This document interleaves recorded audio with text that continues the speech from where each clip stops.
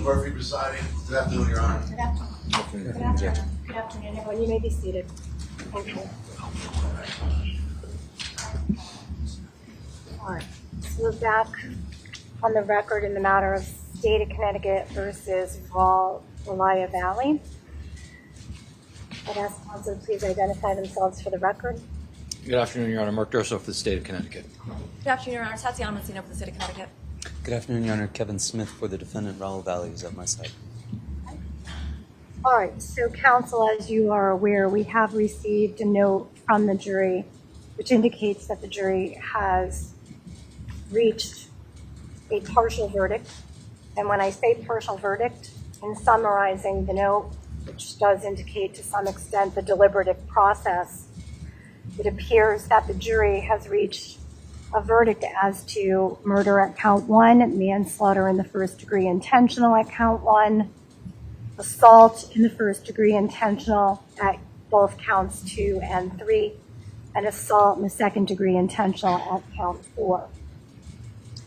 At this time, the court's intention would be to accept the partial verdict and declare a mistrial on any lesser included charges upon which the jury is unable to reach a verdict. I will note that the note additionally indicates that after lengthy deliberations, the jury is hopelessly deadlocked on the other charges.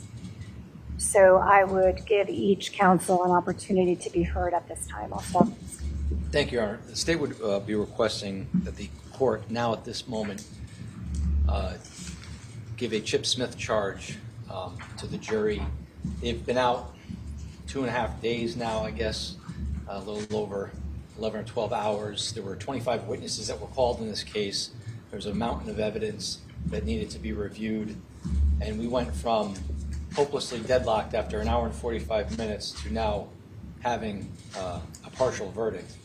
So I would submit that perhaps there'd be, if the court was inclined to give that Chip Smith charge, that they could go back and maybe come to a decision on the charges for which they are deadlocked on. Thank you, Your Honor. Your Honor, the defense would object to a Chip Smith at this point. The court has already twice sent them back with essentially a Chip Smith light sort of instruction on the basis of Feliciano. And I think that the jury has indicated now on a number of occasions that they are rather hopelessly deadlocked as to those charges, which they still cannot come to any resolution on. My understanding of the note is simply that giving them another charge is not going to change that, and so we would object.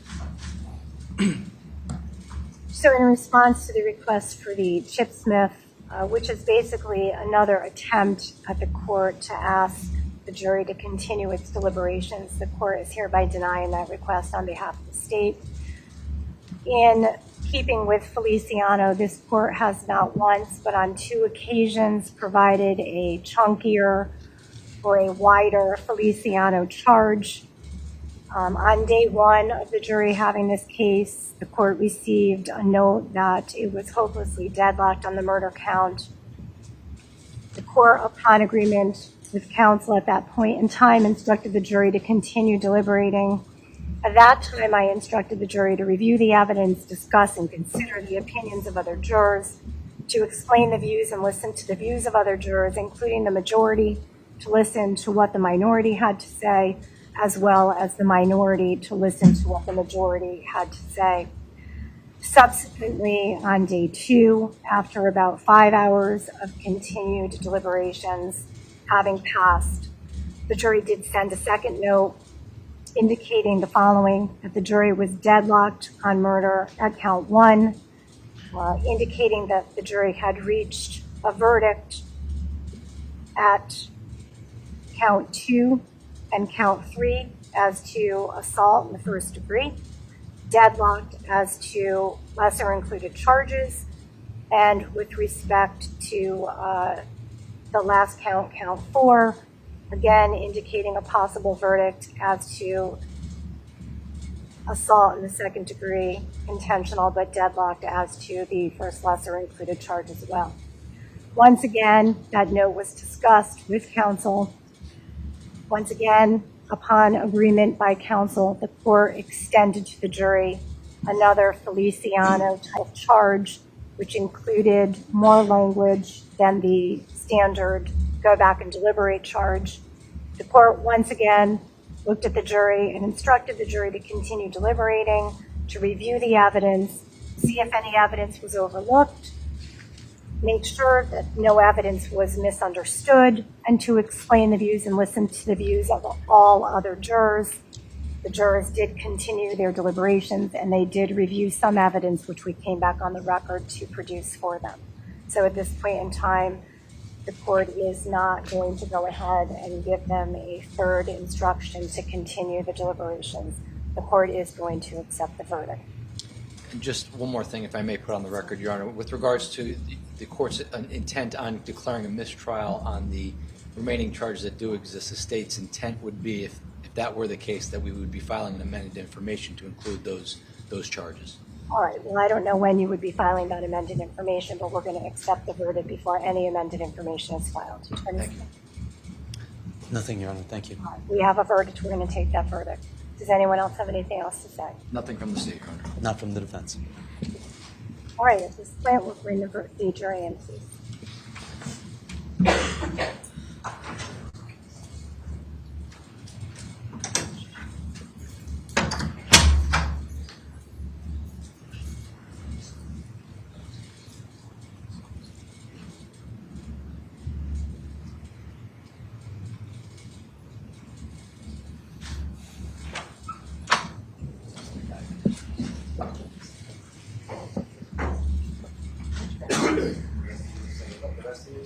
Sir? The rest of the jury. Oh, you're not?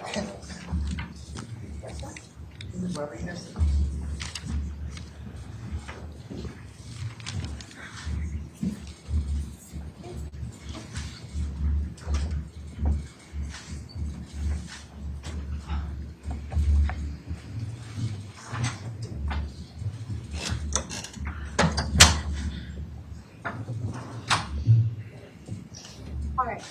It appears as though all of our juror members are present. I would seek the counsel's stipulation as such before I begin. The state will stipulate to the presence of the jury, Your Honor. Defense stipulates, Your Honor. So I first would like to inquire as to the foreperson. The foreperson, please just stand. Thank you. All right. So, Mr. Foreperson, I did receive the note that was signed by you, and it was time-stamped as well. The note indicates to the court that the jury, although unable to unanimously agree on some charges, has unanimously agreed as to a verdict on murder at count 1 and manslaughter in the first degree intentional at count 1. Also, as to counts 2 and 3, the jury has a verdict on assault in the first degree intentional. And then lastly, as to count 4, the jury has reached a verdict as to assault in the second degree intentional. Is that correct? Yes, Your Honor. All right. So at this point in time, I would ask you to be seated.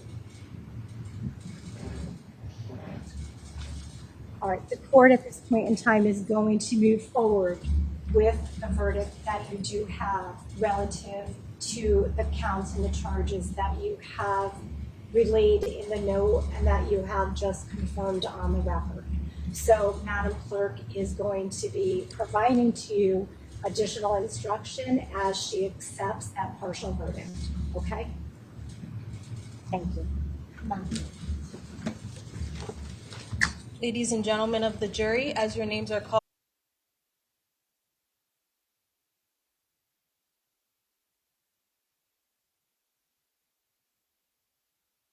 identify himself for the record. Yes, here. James Stone. Thank you. All but the foreperson may be seated. Mr. Foreperson, in the case of State of Connecticut versus Raul Valle, has the jury agreed upon a unanimous verdict as to murder at count 1, manslaughter in the first degree intentional at count 1, assault in the first degree intentional at counts 2 and 3, and assault in the second degree intentional at count 4? Yes, we have. Will the defendant, Raul Valle, please rise and face the jury? Do you find the defendant guilty or not guilty? Not guilty. I'm sorry, hold on a moment. We have to go through it in docket number 8. Oh, it's not on here. Sorry. In docket number AAN CR 22-0189-418T, count 1 of the substitute information charges the defendant, Raul Valle, with the crime of murder in violation of section 53A-54A paren A of the Connecticut General Statutes. Do you find the defendant guilty or not guilty? Not guilty. As to count 1 of the substitute information charging the defendant with the lesser included offense of manslaughter in the first degree intentional in violation of section 53A-55 paren A paren 1 of the Connecticut General Statutes, do you find the defendant guilty or not guilty? Not guilty. Okay, Madam Clerk, please pause. All right, I'm going to direct the court's inquiry to the foreperson at this time. Mr. Foreperson, your note indicated, and that's Exhibit 10, Court Exhibit 10, your note indicated that the jury, after lengthy deliberations, was hopelessly deadlocked on manslaughter in the first degree reckless in violation of Connecticut General Statutes 53A, 55A3 as a lesser included offense at count 1. Is that correct? Yes, Your Honor. All right, so you were unable to reach a unanimous verdict as to that particular charge, is that correct? That's correct. Madam Clerk, please continue on with count 2. Count 2 of the substitute information charges the defendant with the crime of assault in the first degree intentional in violation of section 53A-59 paren A paren 1 of the Connecticut General Statutes. Do you find the defendant guilty or not guilty? Not guilty. Madam Clerk, please pause. Mr. Foreperson, Court Exhibit 10, again, the note that was sent to the court, provided to the court and marked, indicates to the court that after lengthy deliberations, the jury is hopelessly deadlocked on the charge of assault in the first degree reckless in violation of 53A-59A3 as a lesser included offense at count 2. Is that correct? That's correct. All right, so you were unable to reach a unanimous verdict regarding that particular charge as a lesser included offense. That is correct. That's correct, Your Honor. Thank you. Madam Clerk, please continue on to count 3. Count 3 of the substitute information charges the defendant with the crime of assault in the first degree intentional in violation of section 53A-59 paren A paren 1 of the Connecticut General Statutes. Do you find the defendant guilty or not guilty? Not guilty. Madam Clerk, please pause.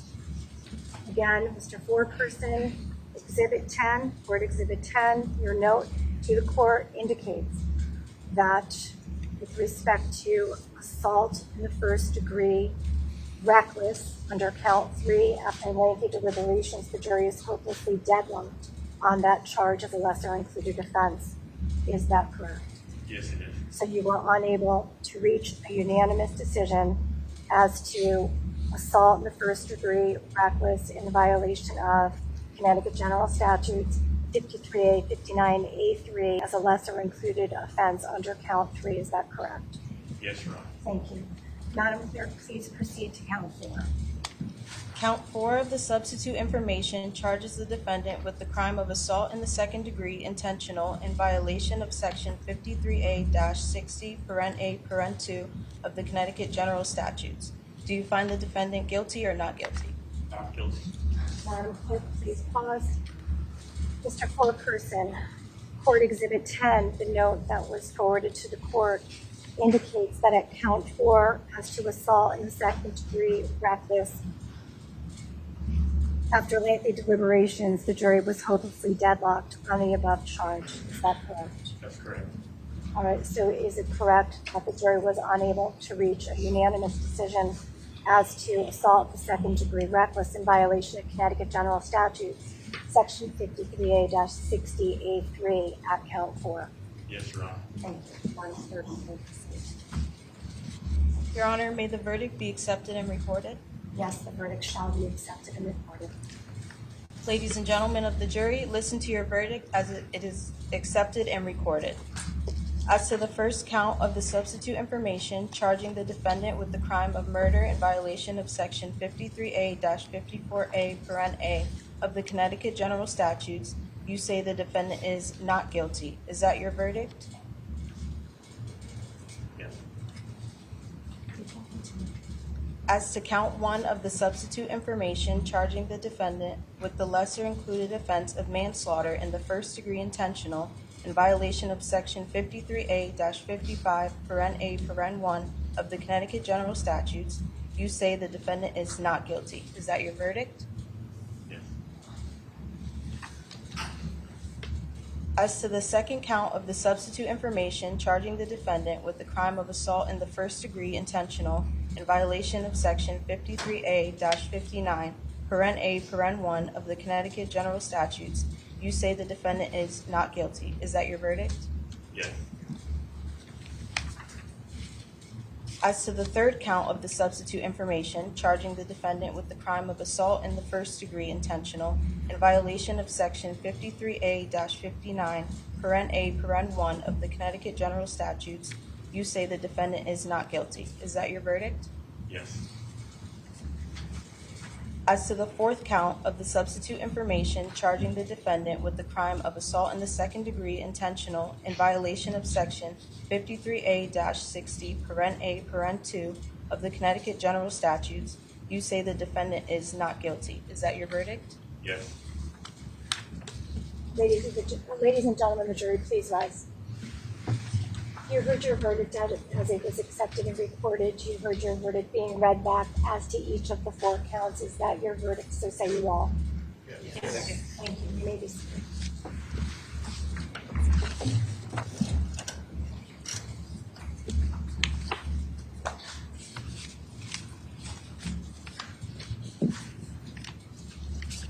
Anything from counsel at this point? No, Your Honor. No, Your Honor, may we be seated? I'm sorry? May we be seated? Yes, you may be seated. Thank you. I, on no request by counsel, the court is not going to hold the jury, so I won't have the claim. All right, ladies and gentlemen of the jury, I'd like to address you. Take a moment. Your verdict has now been recorded. It's been accepted by the court. The court will deal with the outstanding remaining charges once I discharge you, but I want to say a few words to you before I do that. Your oath that you've been obligated to keep during this time, you've been obligated to stay silent, not discuss this case. I am now relieving you of the duty of your oath, so you are released from your oath. It is, of course, up to you to decide whether or not you wish to discuss this case with anyone or your role as a juror with anyone. You certainly have no obligation to do so, and please be aware that any comments that you shall make may become the cause for further proceedings concerning the verdict. I would like to take this time to recognize you and thank you for your very important service, serving as a juror, especially on a lengthy trial such as this. This takes you away from very important other aspects of your life. So I want to thank you for the time commitment that you gave to this case. I know that we originally asked you for a commitment through July 1st, and you have graciously given us your time for a rather extended period beyond that July 1st date. Inevitably, a decision by a jury will gratify one party and disappoint another. It's a very difficult job that you have. It's a difficult job for a juror to be asked to make a decision, such as important ones like this. And I understand, and so does everyone involved, that the decision that you made here today is not an easy one. These are decisions, however, that are extremely important to our society, as well as the individual defendant. We all recognize that it's not an easy one, and we thank you for taking the time to reach the decision that you did reach here today. We're very grateful to you for performing that very important assignment. I want to also thank you for your careful and diligent attention to these proceedings. I know that sometimes it's very difficult to get through evidence. It's not always as exciting as it's portrayed on TV or in the news. You as jurors have to stay alert and awake and dedicated to every moment of evidence that's presented before you. And I constantly remained vigilant of all of you and your attention, and I want to thank you for providing us the attention that you did. So at this point, I want to let you know that you are discharged again from your oath. You are allowed to leave. However, there are documents that we do need to provide to you, and I would also like an opportunity with you to give you those documents with the clerk. I would appreciate it if you would stay back here at the courthouse for a little bit. There are some matters I do need to tend to on the record, but if you would just give us a little bit more of your time just so that I can get you those documents, I would appreciate it, although you are under no obligation to do that. So that's an individual choice. You will be escorted out by the marshal. I will ask that you remain in the room for a little while so we can clear halls and I can clear the courtroom and then hopefully get a chance to speak with you. Thank you.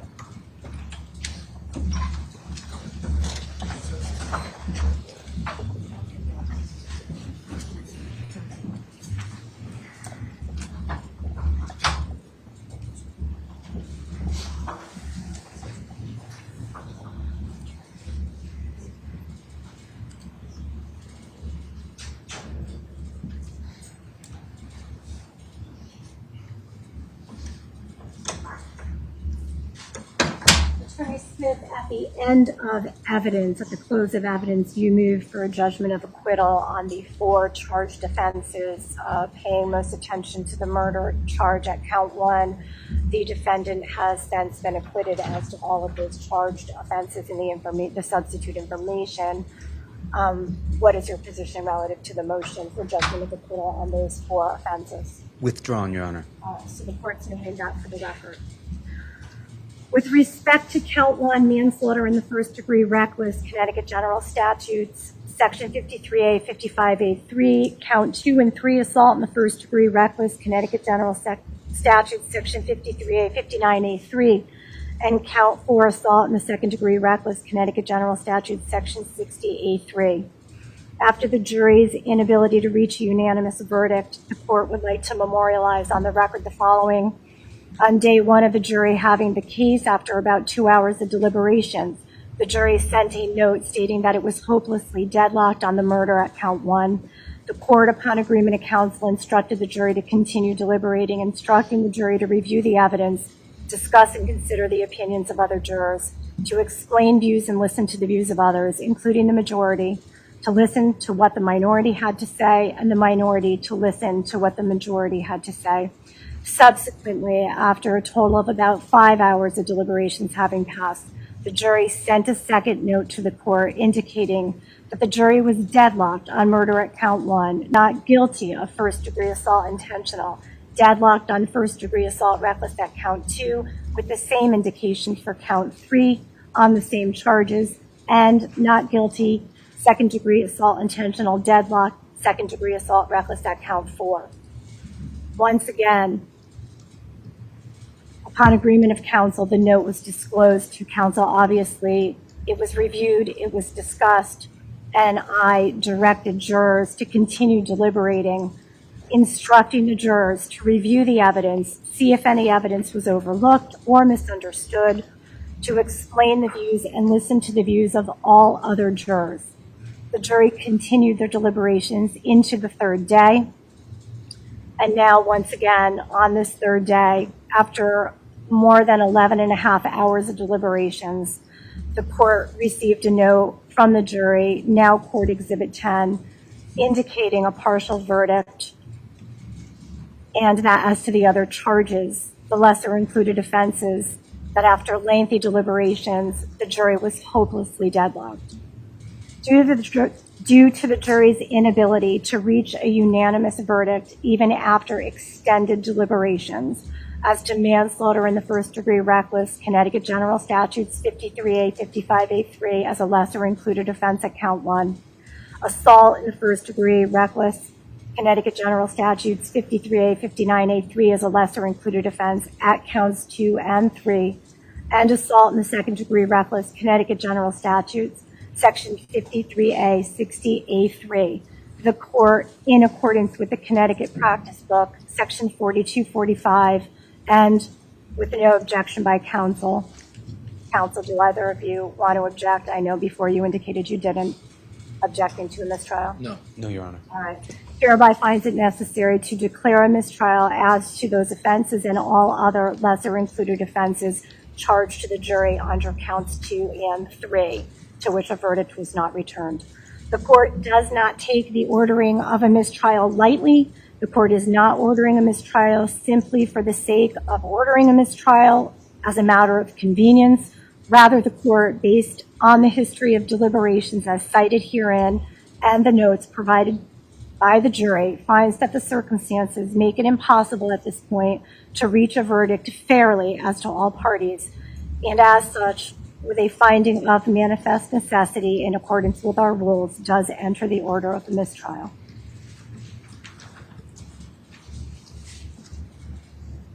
I'd also like to take a moment to address everyone. I first would like to address counsel and thank them for their courtesies to the court and to each other during the course of this trial. Also to the family members, all of them, the spectators that have been present in this courtroom every single day. I want to thank you for heeding the court's expectations as to courtroom decorum. I know that this was an extremely emotional trial, and I appreciate the conduct that was displayed continuously throughout this process. Once again, I understand that a jury's verdict will never fully satisfy one side or the other. Not everyone will walk out of here satisfied today. And I apologize for that, but this is the process that we have, and the court believes it to be a fair process. I also want to indicate that my appreciation to courtroom decorum extends to every single member of the media. I think you've portrayed this matter as fairly as possible in the news, and I think that your courtroom decorum here in following all the rules that were placed on the media by way of court order have been met with professionalism in terms of your business and your duty to your job. So I want to thank you for that. At this time, I'd ask counsel if there are any other matters that the court should take up. Nothing from the state at this time, Your Honor. Not from the defense, Your Honor. Lastly, I would like to address Mr. Valle. Mr. Valle, you too have shown respect to the process in terms of your decorum and your behavior and conduct here in the courtroom. You have been acquitted of the 4 charges that were held against you and stated in the substitute information. So at this point in time, I wish you the best of luck moving forward. Thank you. Counsel, thank you. Thank you to everyone. Court stands adjourned. All rise, court's adjourned.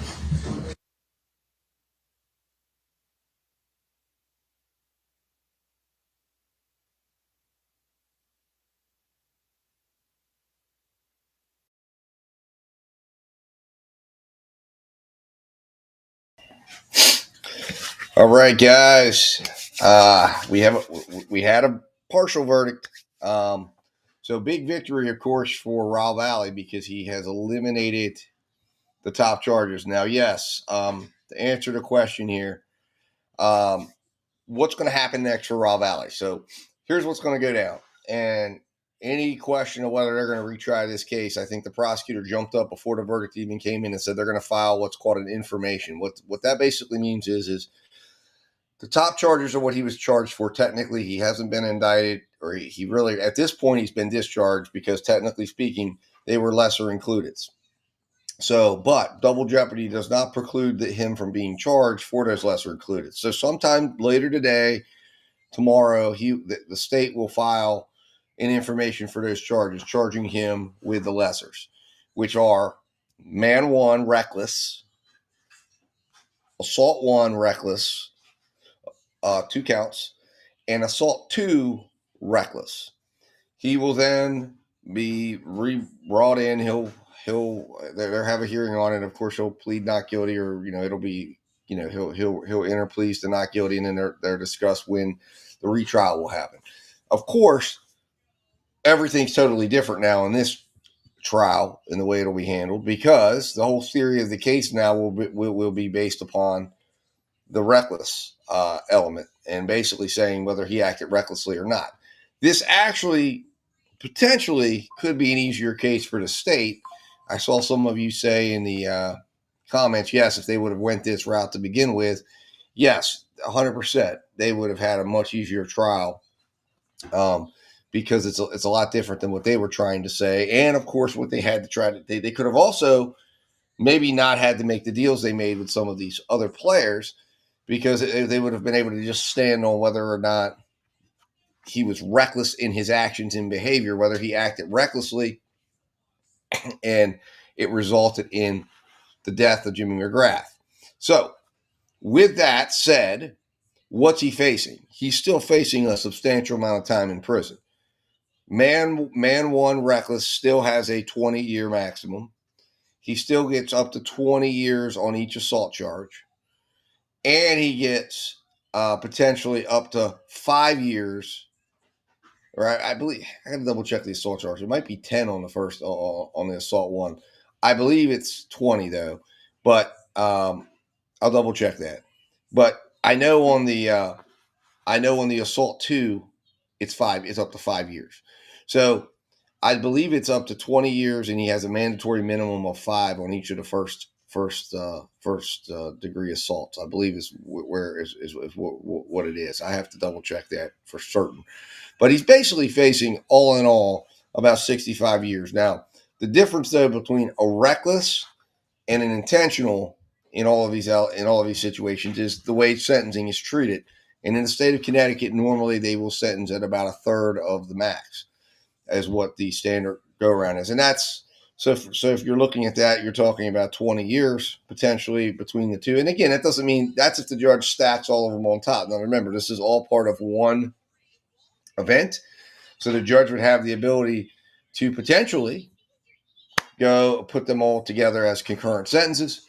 And Raul Valle, since he was 16 at the time, would be eligible for parole at 60% of his sentence. So reality is he's probably facing about 14 years maximum in prison, all said and done once everything's worked out as a maximum. But that does not mean that's what he would get at sentencing time. So there's a lot of room now for negotiation and to figure out how to resolve this case going forward by the state and maybe avoid a trial. I have a feeling trial will be avoided, but maybe not. There will not be any 40-year offers this time around. I mean, that wouldn't even make sense. They could try to do that, but I don't think that would even be considered given the charges he's facing. But at this point, the prosecution, I hope, takes a moment, steps away, takes a deep breath, and says, okay, what are we doing here? Give me one moment here. I'm looking up.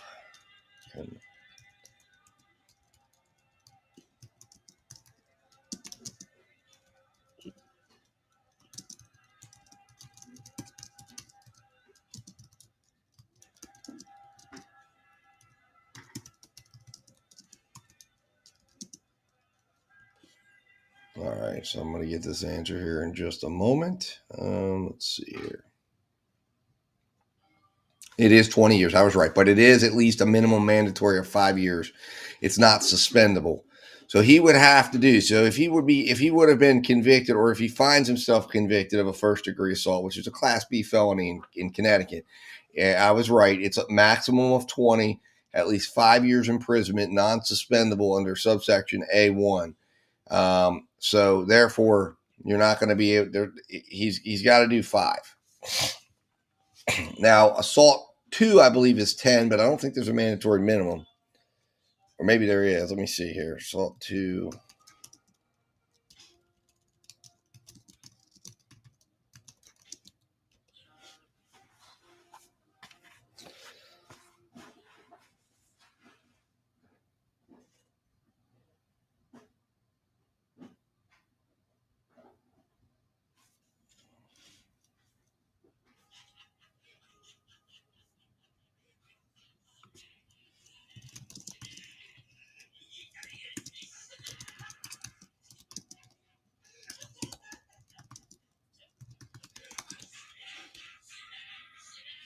All right, let's take a look here. Yeah, it's up to 5 years. So I was right. 1 year though, it's a mandatory minimum of 1 year. So Raul Valle would be, if he was convicted of these offenses, he would have a mandatory minimum of 11 years. But then again, he gets a 60% possibility of a 60. I believe he gets the benefit of a 60% potential, but he may. I don't know if that would. Let me find out here. Hold on.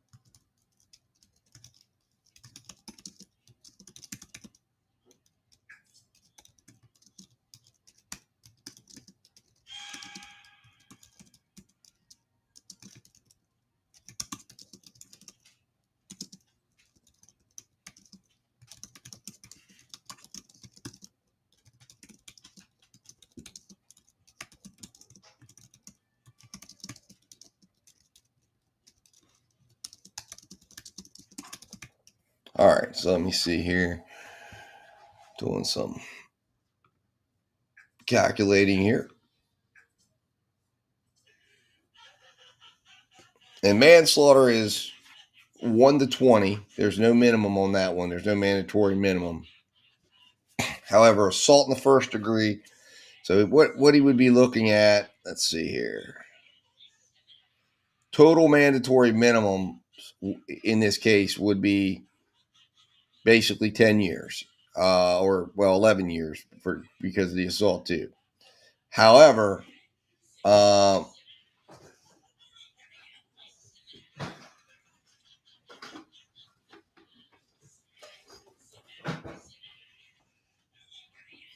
he would be, if he gets convicted of all these counts, he would serve 10 years minimum. Okay, that's locked in. 10 years minimum. He would probably realistically be looking at, I would say, again, probably somewhere in a range of up to 20 years, depending on where the judge went. But he would be facing a mandatory minimum of 10, a likely sentence of 20, and it could be potentially the judge could have the flexibility of going up to 30. So he's probably facing a realistic sentence of 20 to 30 years on the front end. And basically, he would be eligible for parole then after serving 60% of his time. So let's just say, that would put him at, as I said, about 14 years is what he'd be looking at. So you'll see him get right out of the courtroom. But he wouldn't be eligible for parole earlier than 14 years if he got a 20-year sentence. Now, if he got the 10-year sentence, he has to serve every bit of that 10-year sentence because he does not. The 10 years is not parolable in Connecticut. That's the way it works. So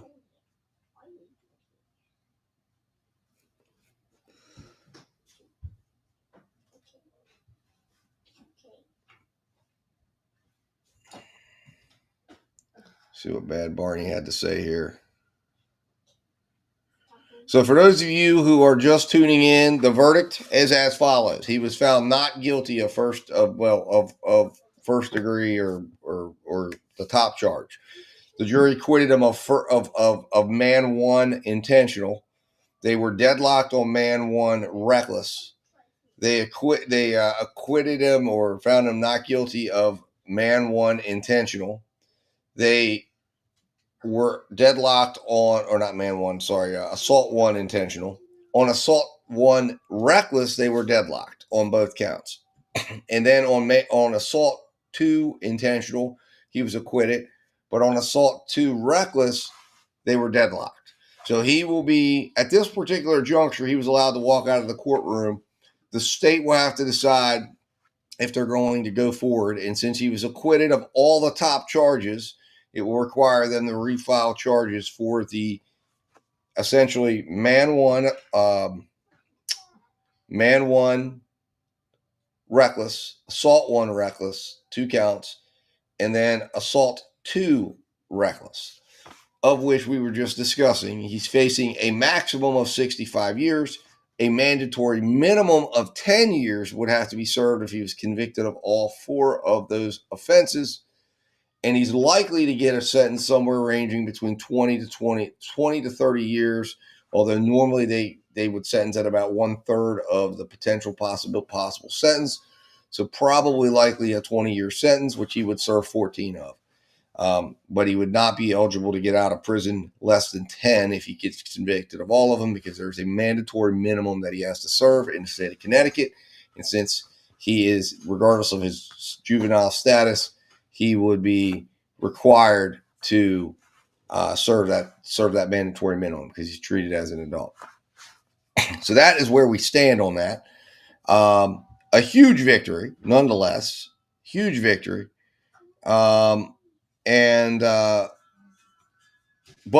the same time, too, it means additional legal expenses for his family, and it means probably more likely than not another trial that will happen in the near future. But it will be a totally different trial than what we saw, because the theory of the trial will have to be adjusted and amended, because they will be dealing with the reckless component, not an intentional component. So they won't be able to argue that there was intentional. They're going to have to come up with a whole new theory. In fact, that's why I say the prosecutor, the only reason why I'm going over all of this, some would say the prosecutor should just not go forward, but they're going to go forward more likely than not, because we heard the prosecutor jump up before the verdict was even read in open court, and he said, "We intend to file an information." And the judge said, "Slow down, Mr. Prosecutor. Let's receive the verdict." I don't know when your intent is to file that, but normally it's they're supposed to give some consideration to how this trial went and whether or not it makes sense to spend additional state money on these charges, and what's the likelihood that they would be, or that they would get a guilty verdict. And they need to take a long, hard look at the evidence and their witnesses, because this jury obviously struggled with this for nearly 3 days and came back with a split verdict. So, I believe they should have come back with a complete not guilty verdict. But the fact that they came back with this, I think, speaks to the weakness of the state's case. I would love to know what the jury's where the jury was as far as deadlock wise on these reckless charges. My assumption is they were probably split, but we also know, we heard that there was an 11-1 hung, which means there might be one person in there that was holding off a complete and full acquittal. And that person was like, I'm not willing to let him off completely, but who knows? It could have been, they all were in agreement that he was reckless, but he wasn't doing anything intentional. Who knows? These juries are can surprise you when you find out what was actually really going on back there and what their theory of the case is. Hopefully Court TV or somebody will get a juror on that can give us a little insight into what's going on. I also believe that the state, again, I thought it was in bad taste that the prosecutor's standing up there talking about filing informations when he hasn't even had a chance to talk to the jurors. He hasn't had a chance to really sit back and really take a look at the trial as a whole and make decisions, on what they want to do.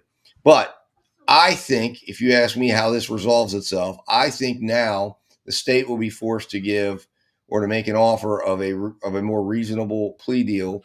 And to me, I think they need to work out something that would allow this to get worked out without another trial, without a need to call all those witnesses again, without a need to put the McGrath family back through this. But I don't know. Maybe Raul Valle will not accept any scenario that would send him to prison, because he's going to go to prison for a period of time if he accepts a plea deal. But we'll see. But I believe that, to me, as for reasons stated, which I stated in depth and detail, they did not meet the burden of proof in this case. They did not eliminate all doubts as to whether or not this was a self-defense case. And the problem they have is they have no witness that is reliable. And you have no one that I think would allow 12 jurors without pause to say, yeah, he acted whether recklessly or intentionally, that he acted in, in either of those manners in a criminal way. I just don't believe it, because remember, self-defense negates either. If he was acting in self-defense, so the jury here has left us with a verdict that basically just says that he recklessly went in there and I guess started swinging the knife and then just recklessly kills people. I mean, this is going to be a difficult case for the state to try again, I think. But like I said, the prosecutor has already indicated that they're ready to rock and roll, although I think they're going to have to really sit down and try to evaluate how they can put together a case for retrial with the evidence they have that's going to fit this. Because remember, juries, it doesn't really matter. These are lesser included offenses. So, they're lessers of the bigger, and a lot of times things get included, and it's not really, they haven't had to go make a full case as to how they're planning to prove these offenses beyond a reasonable doubt. They're there as options to settle disputes or to give a jury a landing spot. Well, now they couldn't figure out what landing spot they wanted to go to, and now they're left with the landing spots. And that's not, I don't think, going to make for a very good trial for the state when they got to come in and explain how he recklessly acted. I mean, how does their version of events fit with reckless? And there's going to be motion in limines. There's going to be evidence that the defense is going to be able to come in and say, well, they don't get to burn that in because that's not what the theory of the case is. That's not what the charges are. The jury already said that didn't happen. He was already acquitted of those. So they're not going to be able to go in and bring that in. They can't go in and tarnish the new jury. They have to focus on recklessness. They have to focus on the theory of recklessness. How was he reckless? And again, talking to these jurors will be very helpful in figuring that out, but in figuring out whether the state and how the state wants to proceed with this. So we're going to keep our eye on this and see what happens. But man, what a process, and what a jury verdict, and what a jury deliberation. I knew it was going to be complicated. I knew the jury was going to be confused. Let's check out some of your all's comments here and see what y'all are thinking. So let's go a little bit back here. We're just jumping with Donald 1951 says, I guess they didn't believe the dark-haired girl who said she saw him stab Jimmy, who was not involved in the fight. Well, Donald, I think that they could believe her and come to a reckless verdict. In fact, I posted that testimony up in the portion of that. And one of the things that he does say, which someone yesterday was pointing it out. I can't remember who it was yesterday that was pointing it out, but I promised him I'd put that portion up. Part of recklessness is he has this knife out, and it appears he falls because he's trying to defend himself. And again, this is how a theory of recklessness could develop in the killing of Jimmy McGrath. Is he falls, and they could say, okay, he's got the knife out. It was reckless. The knife's in hand. He's entering back in. He's wanting to defend himself, and he goes to turn around to get away from somebody, and boom, knife plunges into Jimmy McGrath. He wasn't intending. It wasn't necessarily that he was reckless. He shouldn't have been out running around and moving around with a knife. And of course, one of the elements of proving reckless manslaughter is that you have to have known that grievous bodily harm could occur, and people do know that. One defense component would say, well, if that's the state's theory of things, they could obviously attack that and say, well, if he was in defending himself, a jury would have to sit and say. But a juror back in that room could view that testimony in a way that they could think justifies this. Heavenly Presley says, not partial. He is free. Oh my God, y'all know how court works. Well, it was a partial. It was a partial, Heavenly, and unfortunately, the prosecutor already spoke to their intentions. We'll see if they change their mind. We hope they don't. De Silva and Rawls' testimony corroborate. Jack was behind them, and when De Silva was in the yard. Yeah, Bert, I went and looked at, and I saw I believe what you were talking about, but I could not see anything that stood out to me that made me think that person was doing anything other than maybe getting involved in the fracas. I'm assuming you were thinking that maybe there was an indication that Jack was doing something. But I played it back. I played it back at 0.25 speed. I was watching it on the big screen and trying to decipher it. But Dina El Shama says, so there'll be another trial for the reckless component. I thought him walking free after the verdict means he's fully squared, even though they came back with a split verdict. No, he's not. They have a right to retry him on those charges. A mistrial was declared on those. We will just see what happens. But no, it's not that he's not fully acquitted. They can retry him, and they've already said that they intend to do that. So we will see what happens. We will see what happens here. Bad Barney says, heavenly, all up to the DA considering a cost, new evidence, or witnesses. Generally, all up to the DA. That is correct. But remember, like this has complicated the DA's life greatly because they now have to, and again,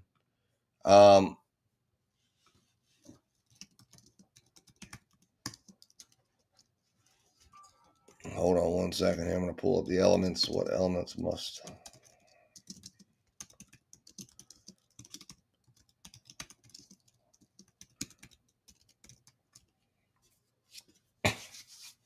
So here we go. So they're going to have to essentially, okay, so here it is.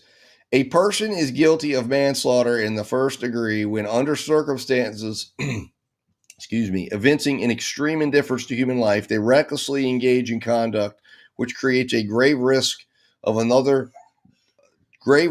death to another person and thereby cause the death of another person. So they've got to prove reckless conduct, and a person acts recklessly. This is under the law here. Acts recklessly with respect to a result when they are aware of and consciously disregard a substantial and unjustifiable risk that such result will occur. So again, the defense would very well be able to position a self-defense argument here, but they have to show that, again, the reckless conduct would be taking a knife into a crowd of people and swinging it around. Could be considered reckless. Extreme indifference to human life. Well, you're doing that. That's showing an indifference, and that would be more than ordinary. Now, again, you got to remember that that reckless conduct must occur under circumstances showing extreme indifference to human life. There's a couple components to that. One is it's got to be more than ordinary reckless. It has to suggest a callous disregard for how dangerous or lethal the behavior is. And, you might, for instance, what this is really meant for is like driving 120 miles an hour on a highway in a residential neighborhood where there's small children around and the speed limit's 15 miles an hour and you plunge into a kid, or you fire a gun into a crowd of people because you're trying to disperse them. And maybe your intent was to disperse them, but you should know that is that is extremely reckless and shows a disregard for human life, because obviously you shoot a gun into a crowd, somebody could die. Then there also, in addition, the conduct has to create a grave, not just theoretical, but a grave risk of death to another. And that requires that the proof the act had a high probability of causing death, not just harm or injury. And this is where a 3-inch pocket knife plays into effect, that the state would argue, or the defense could argue, well, he brings that in there. Why would you think a 3-inch pocket knife would cause? I mean, so the ways the defense can defend against the reckless is kind of open a little bit more, because the defense is going to get to focus on things like that. In the state, they could use, in this case, they could potentially try to bring in someone that would be an expert witness that would say, hey, a pocket, but again, that's going to be difficult. I mean, how would anyone think a 3-inch pocket knife would necessarily be something that would be deadly? This was not a stiletto knife or switchblade. So the defense can make that argument and say, if he, it's got to be grave risk of death, and whether or not that rises to that or not. And then they've got to prove that, which in this case they've already done, they've got to prove that the proximate cause of death, that the proximate cause and cause in fact was a result of the actions of that. So obviously he stabs him. That's really not something that's going to be in dispute. But that's what the state's facing. So as you can see, there doesn't have to be intent. They don't have to prove it was in the heat of passion. They don't have to prove, they don't even have to prove a weapon was involved. But in this case, a weapon's going to be involved because it's going to be the use of the knife is going to be part of the idea that says that was conduct that he should have known could have caused death. But that's going to be an issue that the defense could call, like I said, could call a witness and say, hey, do you think pocket knives are deadly weapons? And if they can show the jury or raise doubt that he would think that, then now the question could be asked of Raul Valle on the witness stand. When you had that pocket knife in your hand, did you think it would kill anybody? No. Okay. So then therefore, if he didn't think that would have caused death, that was simply going to injure people, but not gravely, just get people off of you. That's now a viable defense for Raul Valle. So let's just see here. We've got Dina El Shama says, so he may be looking into jail time based. How long on average would that be? Well, yes, he's looking. He still faces, if they were to refile these charges as the reckless charges, he's facing up to 65 years in prison. He faces up to 20. He's going to face, if he was convicted of all four, which again, if they find him to be acting recklessly, in this case, it would probably be an easier deliberation and one that would probably have the domino effect in the verdict, that the top one is guilty and then all of them else are guilty because you're dealing with recklessness now. In a theory of recklessness, it's got to be extreme, but anyways, so he would be facing a minimum of 10 years, mandatory minimum of 10 years if convicted of all four. Likely sentence would fall between 20 and 30 years. Connecticut normally sentences at about a third of the maximum when it's a reckless charge, because reckless is looked at differently because of the intent difference, meaning it wasn't an intentional act. So let's say he got 20 years, he's looking at 14, where he would be parole eligible to get out about 14 years. But that's the reality he's looking at if convicted of everything. But we're a long way away from that. I think he's in a great position right now. His defense is in a great position right now. They get to go back. He's already testified once. I mean, that would be problematic if he changes anything in his testimony, but he's going to be a little bit more comfortable on the witness stand this time. And they're going to be able to go into a few different areas now that the only thing on the table is reckless acts. And it's more, what did you think? What would you think? Did you think this would be a weapon that would cause death? Or were you, just try? All of those are now viable defenses as you're trying to approach the different elements of the crime. The assault charges actually have the mandatory minimums attached to them. So those are the ones that are kind of the ones that he wants to steer clear of. So if he was working on a plea bargain, if I'm his attorney, they would drop the assaults as part of the plea bargain. So there's no mandatory minimum attached. And this is what I would be doing if I was his attorney. And this is the way you sell it to Raul Valle, is you say, okay, the state gets to argue for 20 years. There's no mandatory minimum on the man one. You argue, you get him to agree to a man one, takes a plea. He's facing 1 to 1 year minimum up to 20 years. If he takes the man one, they drop the other assault charges. There's no mandatory minimum now, and the judge has the discretion to sentence him. And, since it's a reckless charge, the defense attorney would explain to him, hey, listen, you're only looking, you're looking at probably 6 to 8 year sentence right now. And then if the judge does give him a 6 to 8 year sentence, since there's no mandatory minimum, he would be eligible for parole possibly in 2 to 3 years, and he gets out and puts this behind him. Now, the problem is he takes a felony on his record, and he may not like that. But to me, I think that is a way you could go, or even go at it and say, get him to agree to man 2, which is 10 year maximum. And then, you're in the neighborhood of where there's a cap on this thing. And prosecutors, The prosecution can then explain to the McGrath family, we're going to get to go into court. You're going to get to come in. You're going to get to talk about the impact this had on you, and you're going to get to ask the judge to give them 20 years. And if the judge gives him 20 years, he's only going to do 60% anyway. So he's really facing, in that type of scenario, 14 years maximum. And that's the selling point that you get to young Raul Valle and say, listen, we've capped your total exposure to 14 years, which is very unlikely in this case because the judge is going to be sentencing you under a theory of recklessness. And maybe we get a year, maybe you just go do a year in the House of Corrections. Now, maybe he doesn't think that that's going to be something he can handle at any shape or form. And maybe he doesn't want to do that at all. Maybe there's never a way you can ever talk him into agreeing to anything that could put him at, there. Heavenly Presley, yes, I'm putting out scenarios. These are scenarios that could possibly go in ways that this thing could be resolved. Okay, Beast, there's no need for that. A moderator, we need to take care of that type of stuff. That's not cool. I don't know if he's showing up now. He might be timed out. I can see it on my end. I got to go in and look at my back end, but I hope he's taken care of because we don't need to be saying things of that nature. But yeah, so am I happy with this verdict?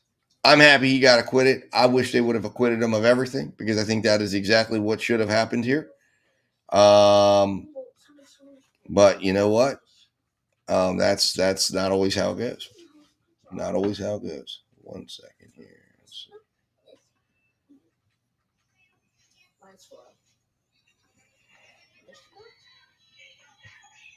Right, let me go in here and just check this out here on the other end. I'm looking at the back end of the chat.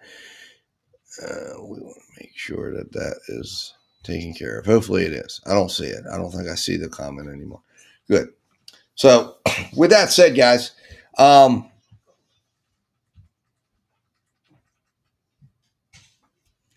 so let's take on this one. So you can stab someone and just walk. Nice jury. Should have at least been reckless. Okay, well, first of all, it's not that simple. The jury didn't just, yes, you could stab someone and walk if it's done in self-defense.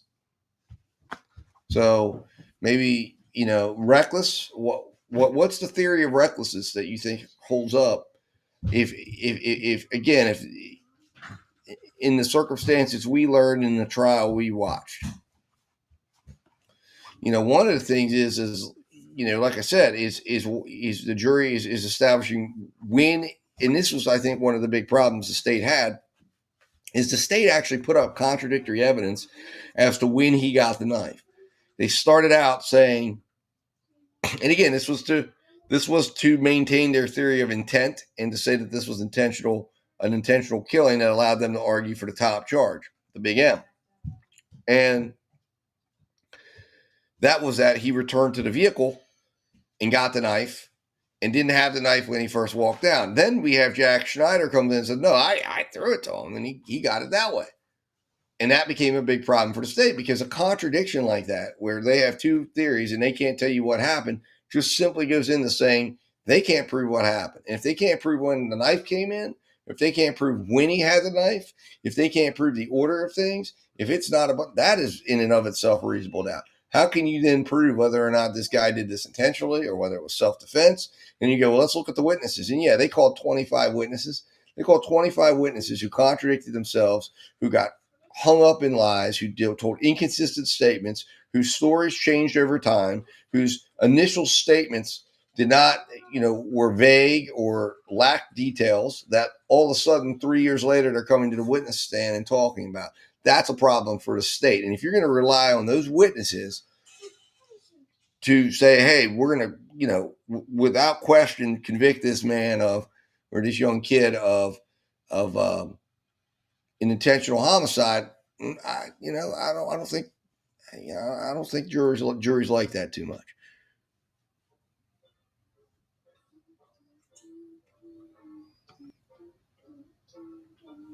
So Lori Pergetti says, Taz, I agree 100% as well. Erica, it was the right decision. Erica says it was self-defense, right verdict. Joni Davis says the question to me in the end, could he and his friends have fled before using the knife? And I think Joni Davis, I'm glad you brought this up because I think this is a point that needs to be spoken upon.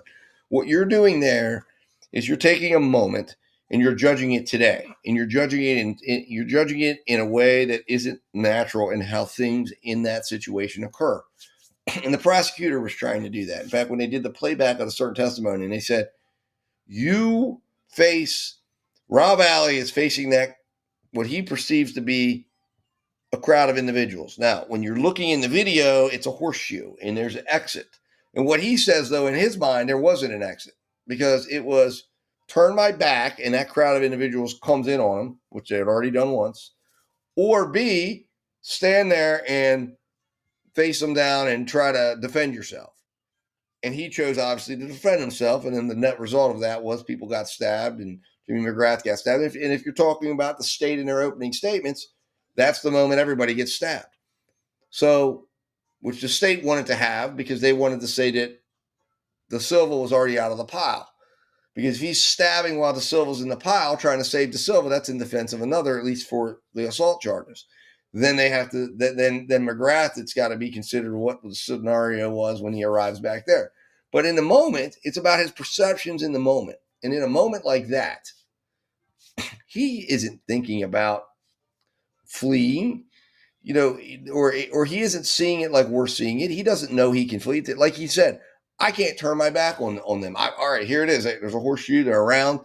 And what he's seeing in that small snapshot of a moment, it's not what we're seeing when we're playing it back at slow motion or sitting in the comfort of a air-conditioned courtroom or our air-conditioned homes, and we're watching this over and over again, and we're going, yep, right there, he could have left. That's not how it worked for him. He was acting in split-second moments and perceiving things. And again, remember, he'd already been engaged with being beaten down by these people. So when he comes back in, he's just acting. And again, we only perceive in many times, think of when you think of an experience you've had and you experience it and you watch a video back of that experience. And there are things you will miss. There are things that you won't see. There are moments and things that might have been said that you will not hear or capture because the mind only captures so much because of where our focus is at.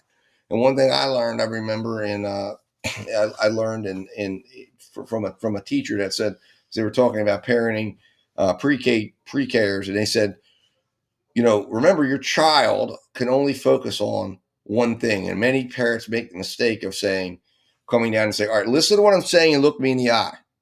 And then the child starts to drift. And they said, well, one thing you're going to learn, you need to learn, is your child can't do both at the same time. They can't listen to you and they can't look at you.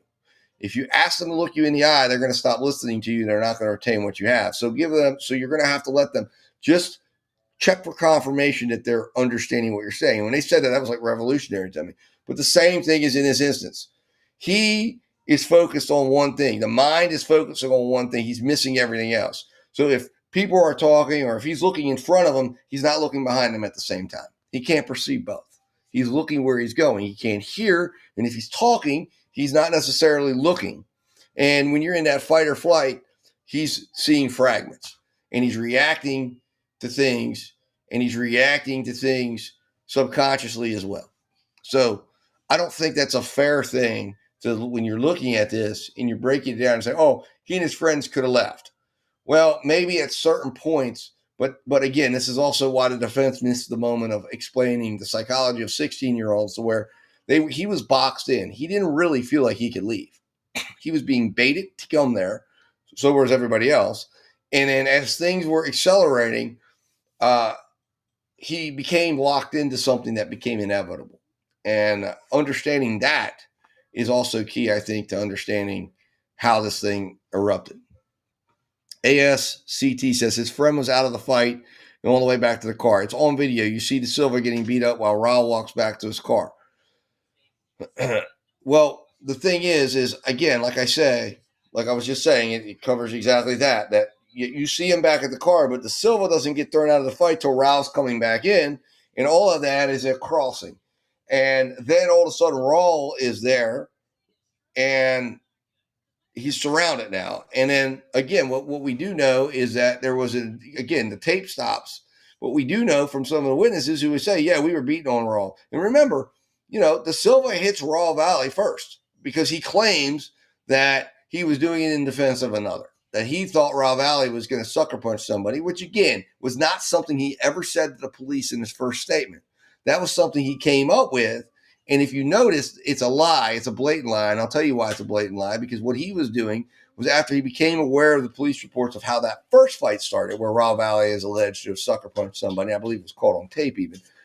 But where he knew that, he then comes up with the idea of saying, oh, that's how I can explain away my aggressive behavior. Reality was, as De Silva said, when Tyler Rich walks up on them, he tells them, get the hell out of here, or I'm going to F you up.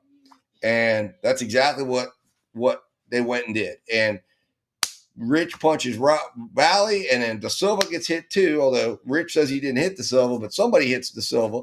De Silva says he doesn't know exactly who. And next thing you know, he and Rich are on the ground, and then this whole group converges on them, and they start a group beatdown on these two boys. So now De Silva, of course, is the one that's saying that Raul Valle's over there causing problems, and along with everybody else, he kind of joins with the crowd because that's what he's got to say for his immunity agreement. But the reality of the situation is all of this requires us to trust individuals, to trust Tyler Rich's version of events, to trust these other people's version of events, when in this version we know, based on certain pieces of tape and things that happened, that we know there was violence and we know somebody struck somebody. The problem is it's not in Tyler Rich's best interest to say I struck first and I was the aggressor. Certainly not in Raul Valle's either. It's not in Tyler De Silva's. But they all have an incentive to lie. And the question is, who doesn't? And then when you put it all together, do we have any definitive evidence that shows that exactly what happened, or who's telling the truth or who's not telling the truth? And this is why the American judicial system is one of a kind, because we don't make you prove or disprove a negative. What we say then is that's called reasonable doubt. We have no idea who started it. We have no idea, and there's no way for the state to completely refute, which is what they have to do. Raul Valle has asserted self-defense. This presumption of innocence thing kicks in. He met the preponderance. It kicks in, and now the state has to disprove it. And the state failed to disprove it, and it's that simple. And they don't have any evidence to disprove it. The tapes that they could have had that might have disproved it never showed up because they were deleted on Snapchat. You could see that in the camera. I believe it was Espinoza or someone, I think was the name of the individual who one of the individuals who had a tape of it. But it is absolutely. Oh, you were quoting a troll. Sorry. Well, I appreciate it. You sent me on a nice tangent there. And Dinah El Shama says, I love this channel, same wavelength, not the type of ignorant comments you read on other YouTube chats. Well, I appreciate that. I appreciate the chatters out there, and I appreciate the mods who help us to keep it a good place to come and a good place to debate these things. And Jackie Cellini says, I don't think they're going to retry this case. Well, we will find out. I think it's going to be difficult, which is why I think the judge said, calm down, sir. I don't know when you're planning to refile or file these informations or whatever, but let's receive the verdict first, because this is a much more complicated case for the state now. Laura Paghetti says, remember, beyond a reasonable doubt, 100%, 100%. So this is where we stand now, guys. I'm happy that this happened. At least that this is the result, and that it wasn't a catastrophic guilty verdict on any of the charges, which would have, again, if you would have had any guilties on a first assault in the first degree, he would have been taken out of the court in handcuffs, because he would have had a mandatory 5 years, and they would have had every reason to revoke his bond and put him in jail. So for him, he's going home today, but he's not going home free. He'll never be free of this. He's going to be dealing with this for the rest of his life. His life is never going to be the same, and neither is the parents or the family of Jimmy McGrath, and that really is the sad tragedy of this whole thing.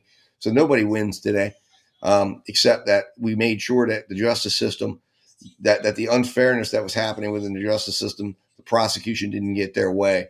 And that what I think what we need to take from this is we need to say to ourselves, how can we help police and prosecutors not make messes of these cases and be able to hold the people accountable in a proper way, not overcharge people, charge the right people, charge the right crimes, or find out the right charges that fits the crimes, and make sure that they don't run into this situation where they give away the farm before, they give immunity to everyone, and then what do? What do they get? They get nothing.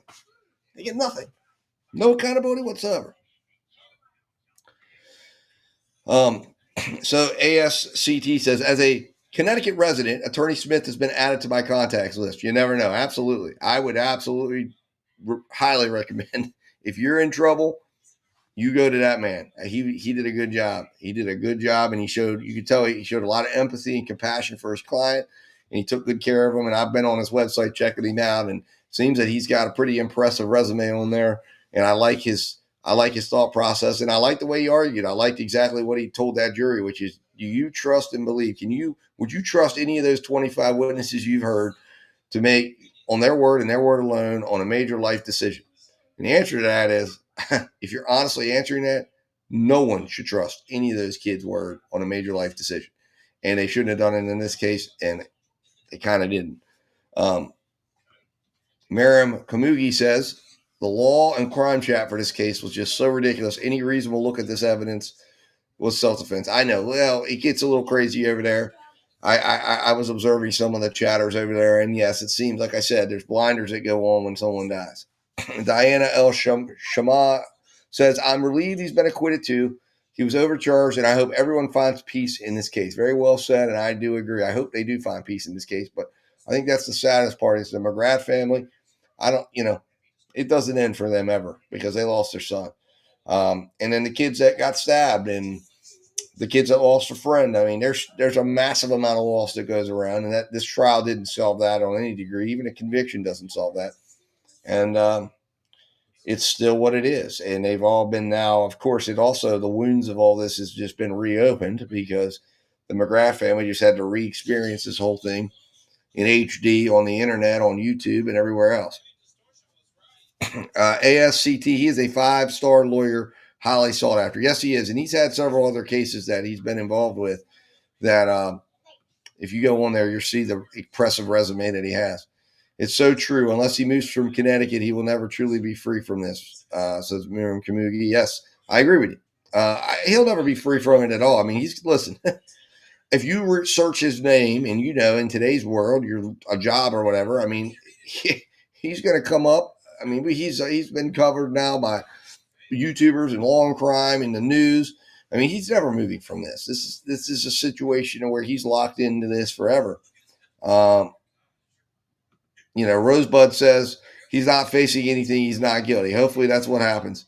Joni Davis says the overcharge was not guilty. The lesser charge was hung jury, but the state called mistrial because they did not want to take any more time on this, so there was no lesser charge for him.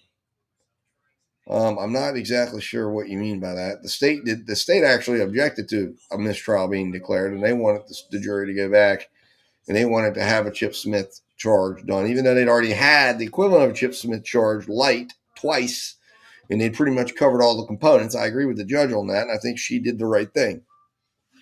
And then the state stupidly stood up and said, we're ready to file an information.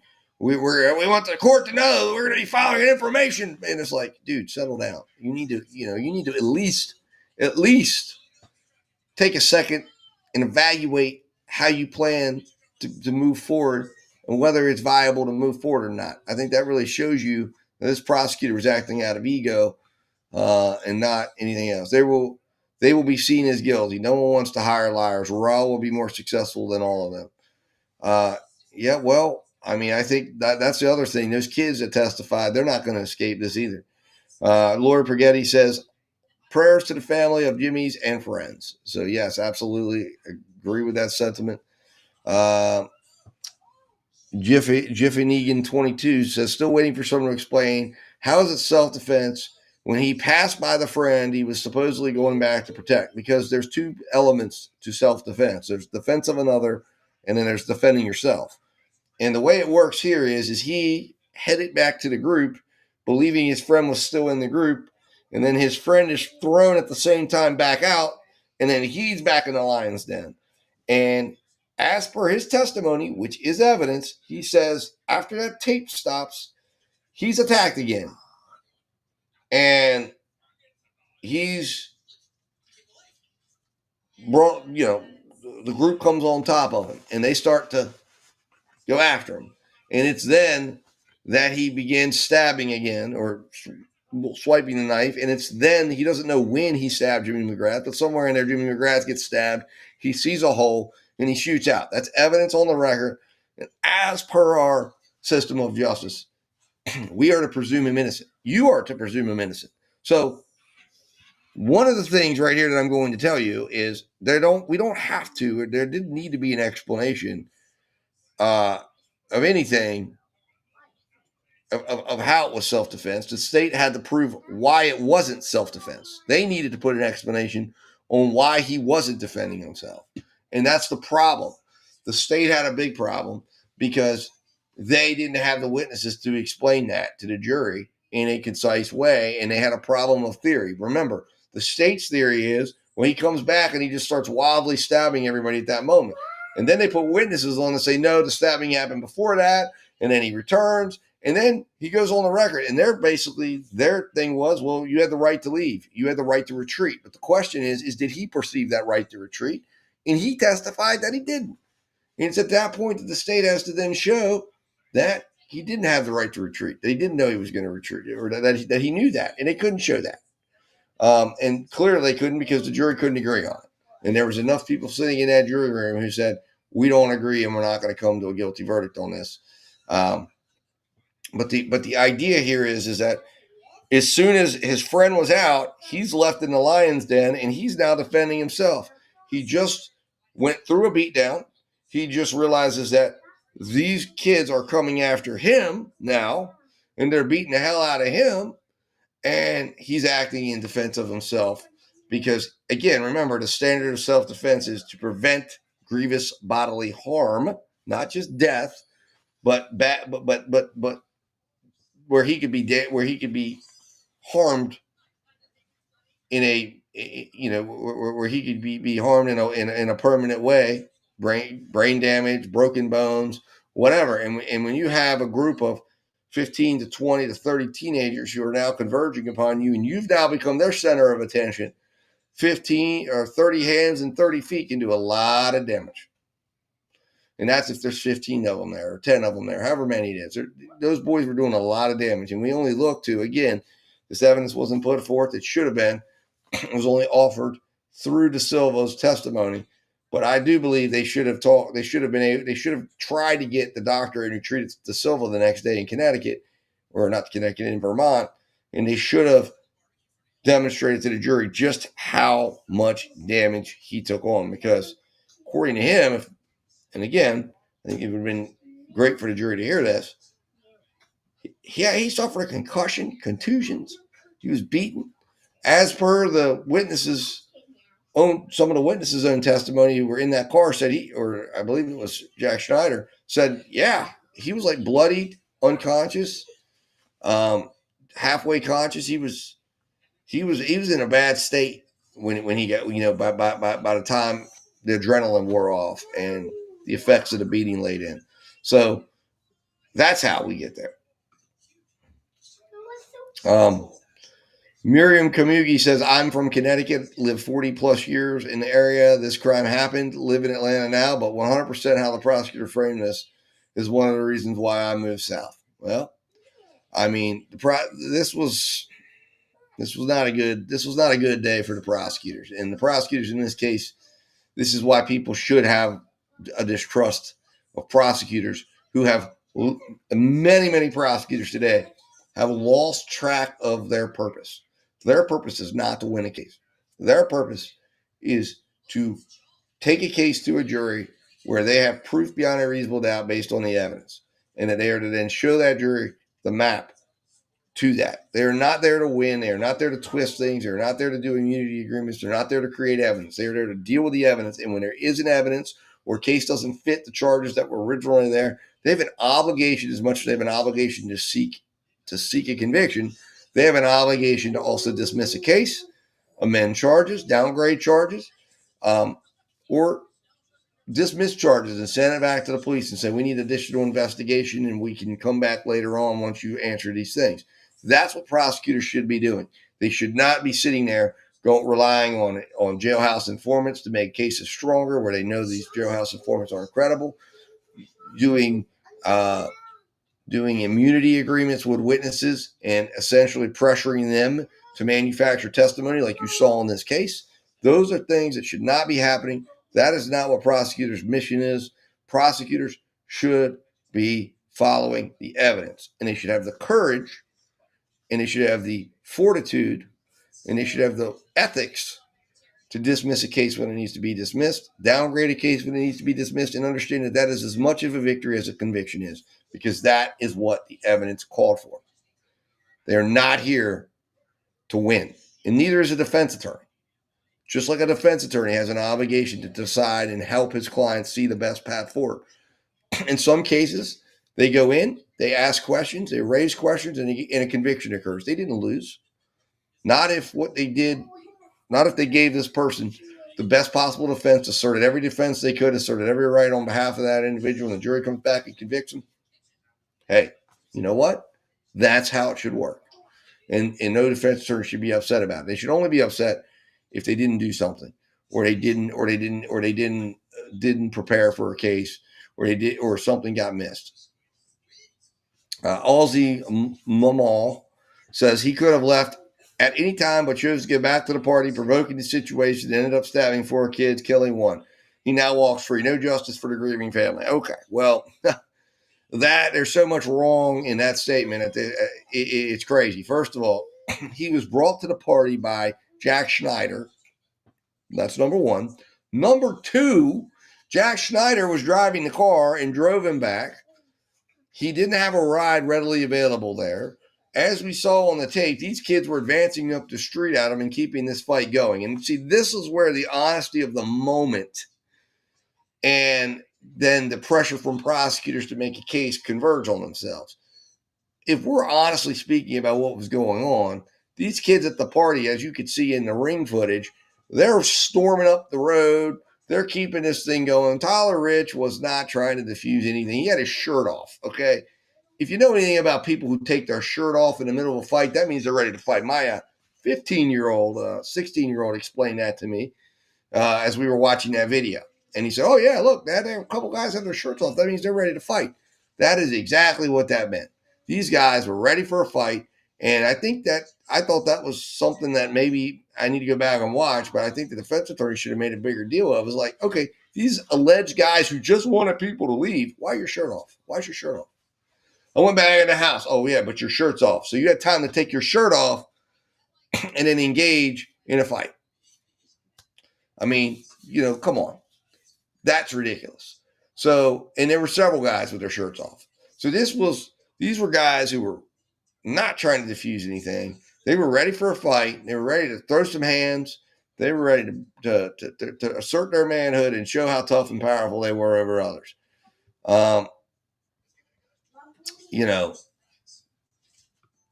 Lori Paghetti says, WD-40 in the eyes. He could have died by one swift kick in the head. This was a very dangerous situation. That is absolutely correct. And let me tell you, I know my dad had a case, and I remember listening to the interrogation tape of the guy in this case. And my dad ended up getting the individual. He ended up getting him off because it was self-defense. But basically what occurred, he was charged with manslaughter because there was a bar fight. And they came together and bam, one shot. Guy fell back, hit his head on the bar stool. They charged him with manslaughter. Now this gentleman, of course, they had a trial, and perhaps you'll see it. I have the articles on it and everything. So maybe when I decide to do the rundown of my dad's career, you guys will be able to see some of the articles from this case. But I remember listening to the police statement, because my dad would oftentimes be driving around listening to police statements and things in his car, because he would get CDs and things and have them on and put them into his car, or he had a cassette deck. But the point is, one punch, that's it. That's all it took. And in that case, it was one punch. The guy, the guy came at him. That guy swung on him. But this guy got in, ducked or something, and wham, one punch. Hit him on the face, fell. and hit the back of his skull. Pop. Karen Reed talks about that, where, it was clear that when he fell in that case and hits his head, whether it's in the basement or in the street or wherever it was, he was able to fall, and that impact on his head killed him. So in this case, the idea here, and this is what kids don't think about when they're doing this. This is what I've explained to my sons. You guys get all pissed off and you think, oh yeah, I'm going to go punch this guy out. I'm going to go do this. You don't understand that one punch could change your whole life. You hit somebody in the face, and maybe you were doing it in self-defense, but society, police, prosecutors are not going to let you walk away without a trial. A case is going to get tried. And then you're going to be in a position of Raul Valle where this young man hasn't been free. He's been on home confinement, house arrest.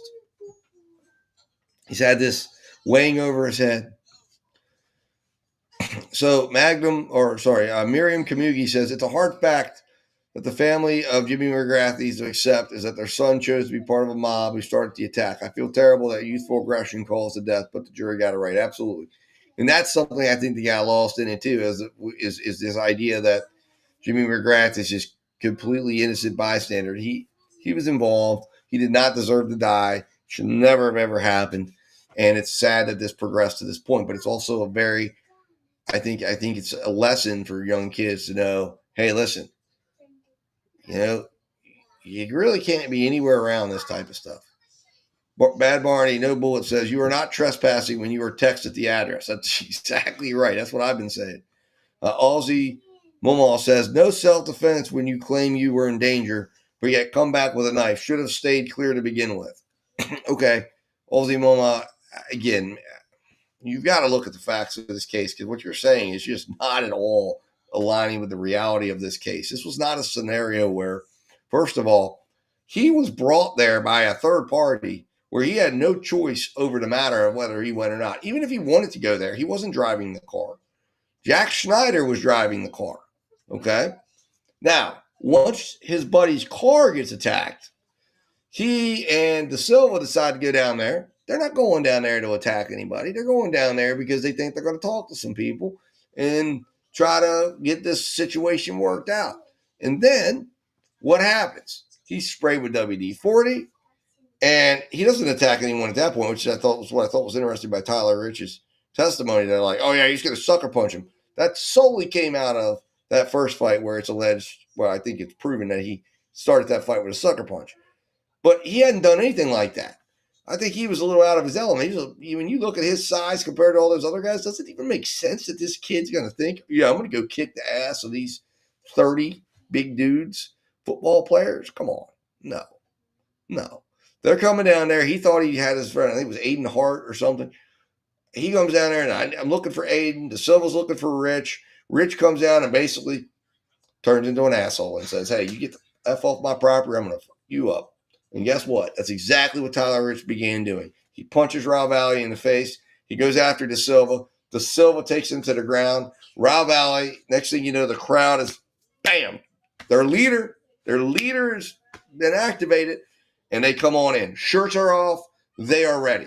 So my question to you, Aussie Mama, go watch back that video. Are you not do you not have a problem with the guys with their shirts off? You think everybody's running around that party with their shirts off? No. No, they're not. Okay. They were ready for a fight. They'd taken their shirts off. They were ready for combat. They were ready to go in there and start kicking some people's asses. And that is exactly what they did. And they started to beat these two boys.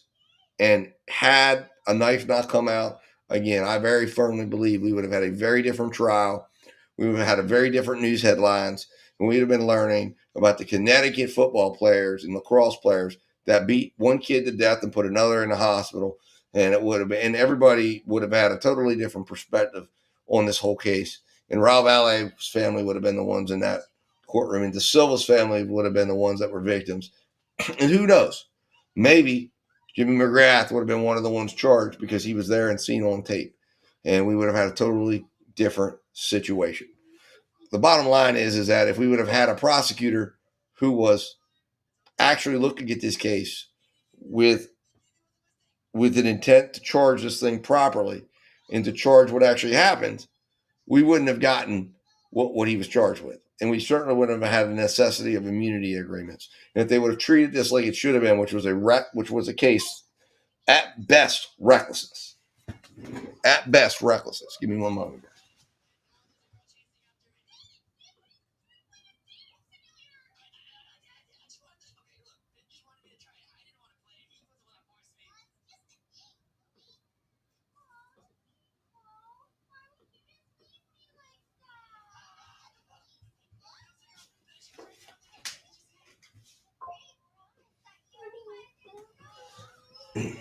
Sorry about that. I had to make an adjustment on something. So but I guess that's where this should have always been at.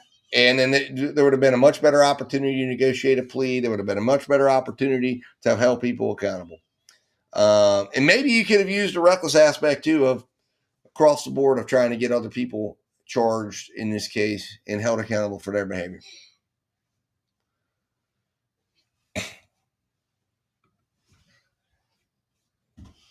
So we would have to see, Joni Davis says, we would have to see the text.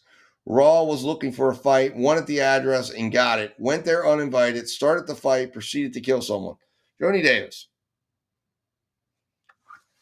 He didn't drive there.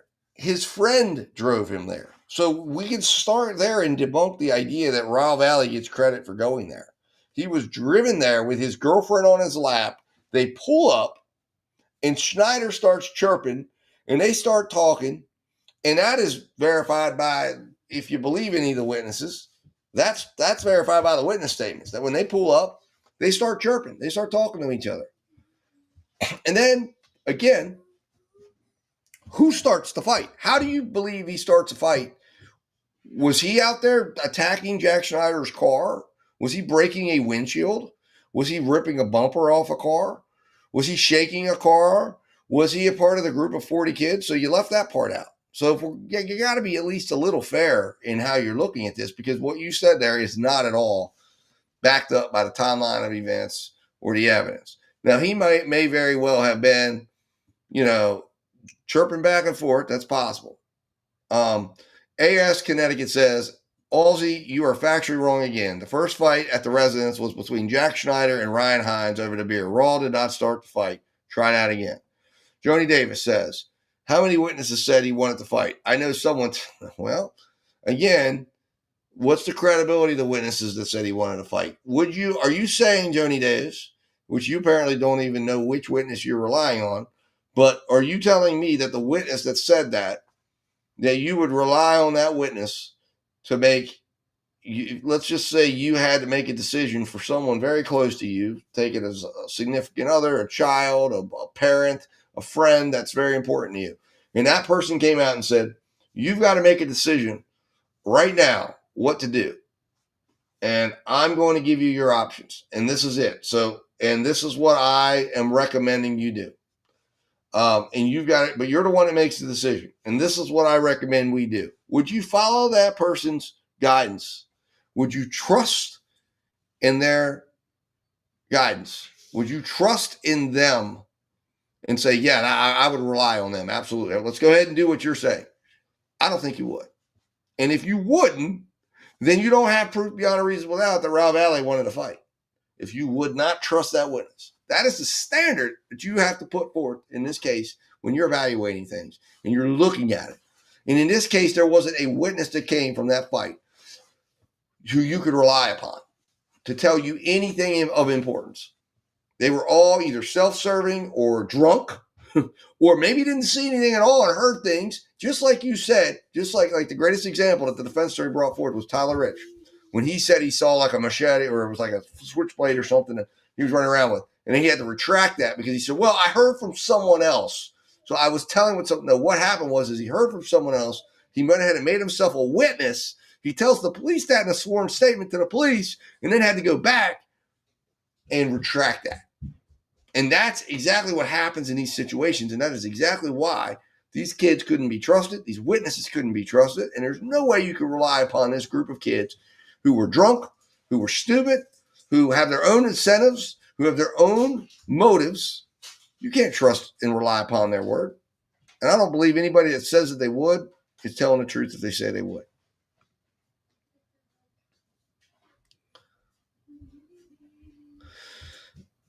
And Miriam Kamugi says, and not to be catty, but Jimmy McGrath family had the nerve to go do a GoFundMe for his funeral when they live in a multi-million-dollar home. Well, I think that was maybe more to raise attention to things, probably. Dalton says no one saw anything. And Mark Chapalonis, someone new we haven't heard from. OJ, Casey Anthony, Karen Reed, Raul Valle, all free. Ridiculous. Well, I don't think necessarily Raul Valle deserves to be in the ridiculous category. I think this was a good one. So to me, I think Karen Reed, the same situation. There was no way that a jury could sit down beyond a reasonable doubt and trust the case and the evidence that was put forth and say exactly what happened. There just wasn't. There was no way they could. Jury got it right in Karen Reed. And Casey Anthony, I predicted that not guilty long ago. And O.J. Simpson, same deal. If you understand the inner workings of the O.J. Simpson case, that had nothing to do with race. It had everything to do with the issues of that were going on at the L.A. crime lab, the LAPD crime lab, and the criminalist, and the idea that all of the blood evidence, the mountain of blood evidence, had to pass through those things before they ever got out to the testing places. And the fact that one of the things that the jury relied upon, and one of the reasons why they had such doubt about that case, was because when it was disclosed that all of those blood samples, the majority of the blood samples that came from Bundy were stored in a vehicle in the hot California sun, and the refrigeration in that vehicle was broken. And here's where the problem comes in. And they were alerted to this the defense was alerted to this, which is why they ended up asking for testing to be done on the blood samples. Some of those blood samples came back pristine with no degradation, no issues. And this is the part that could never be explained. And these were the alleged blood samples taken from the drops that were later confirmed to be OJ's. They found EDTA in them, in one of the blood drops at the scene, and then they found it also in the black gate. But the big factor that they found was these were pristine in condition, meaning they had a high concentration of blood in them. There's no way they could have if they were stored in the hot heat of California all afternoon. They would, and this is where it comes in. This is why a lot of people go, why would they plant evidence? They didn't plant evidence in the OJ case because they were trying to frame him. They planted evidence because they thought he was guilty, and they destroyed the physical evidence. And then they got caught.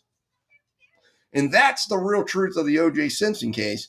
That's why the blood vial went missing, because they realized that the incompetence of the criminalist in that case destroyed the evidence that they thought that they had, and they assumed that it was going to prove O.J. Simpson guilty, so they went ahead and they manufactured the evidence in the bindles. It wasn't done, and that's why they said, oh, well, why would they do all that stuff? Why would they take the risk? They took the risk because it was either that or they were going to have to admit that they just bungled the biggest case that they were ever going to handle with all eyes of the world on them. So they went in and they figured that he was guilty.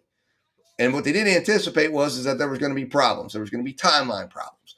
Then there was going to be the issue with the glove, where the prosecutor asks them to put the glove on and it doesn't fit in front of the jury. And then you've got the problems, of course, with the glove that's found at the house, which they were later tipped off to, which says that, okay, how did that glove make it over to the house? Well, it either made its way over with OJ, but here's the problem. That contradicted all evidence. Why was there blood coming up the driveway? Why was there no blood in the walkway? And they had all these problems they didn't anticipate, and they didn't think, oh, he's going to have a team of high-powered, fancy attorneys that are going to come in and bring up all of this to a jury. So when that jury was left with a decision, they returned the only decision they should have returned, because they couldn't trust any of the evidence, and they couldn't trust the police. And the one guy who finds the glove states in the one piece of the Furman tapes that got put before the jury had nothing to do with race. It had everything to do with the fact that he said he would pull people over. If a black man and a white woman were in a car, he had no problem tearing up their driver's license and manufacturing evidence. And once that went before the jury, and you had all the problems with the evidence, you had the EDTA that was found, you had mishandling you had the idea that the criminalist said that they didn't follow protocols, that they essentially destroyed the blood evidence, but the destruction of the blood evidence never showed up so even the DNA tests themselves ended up contrary. But nobody ever got that. Nobody ever got those got that information. All we ever heard from the press, anybody that didn't go deep into it, all you got was race. And that's not the whole story of O.J. Simpson case. And I happen to have, I know some of these things because of inside information. But anyways, I'm not going to get into that on this. But you guys didn't get the full thing. And that's the way it is. So you put up all those three things. The Casey Anthony case was a well-fought case by, where doubt was raised. I remember predicting it. I don't remember all the specifics of Casey Anthony. I remember reading the book of Jose Baez after the case. But off the top of my head, I don't remember that case as well as I do the OJ case. But bottom line is that this is what's supposed to happen when cases are not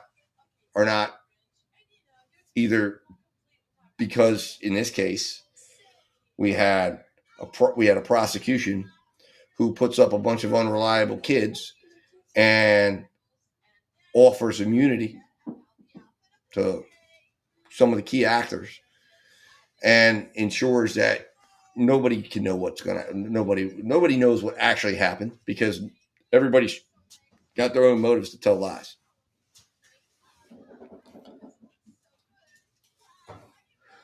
All right, let's see here.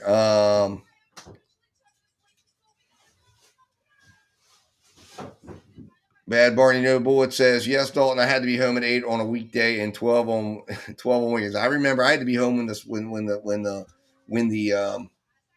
street lights came on in our neighborhood, and we would have to, as soon as those street lights came on, we had to be back up at the house. If we weren't, man, my mom was standing out front calling and yelling, and you knew if you come in the house, you were in trouble. But curfews are things of the past, I guess.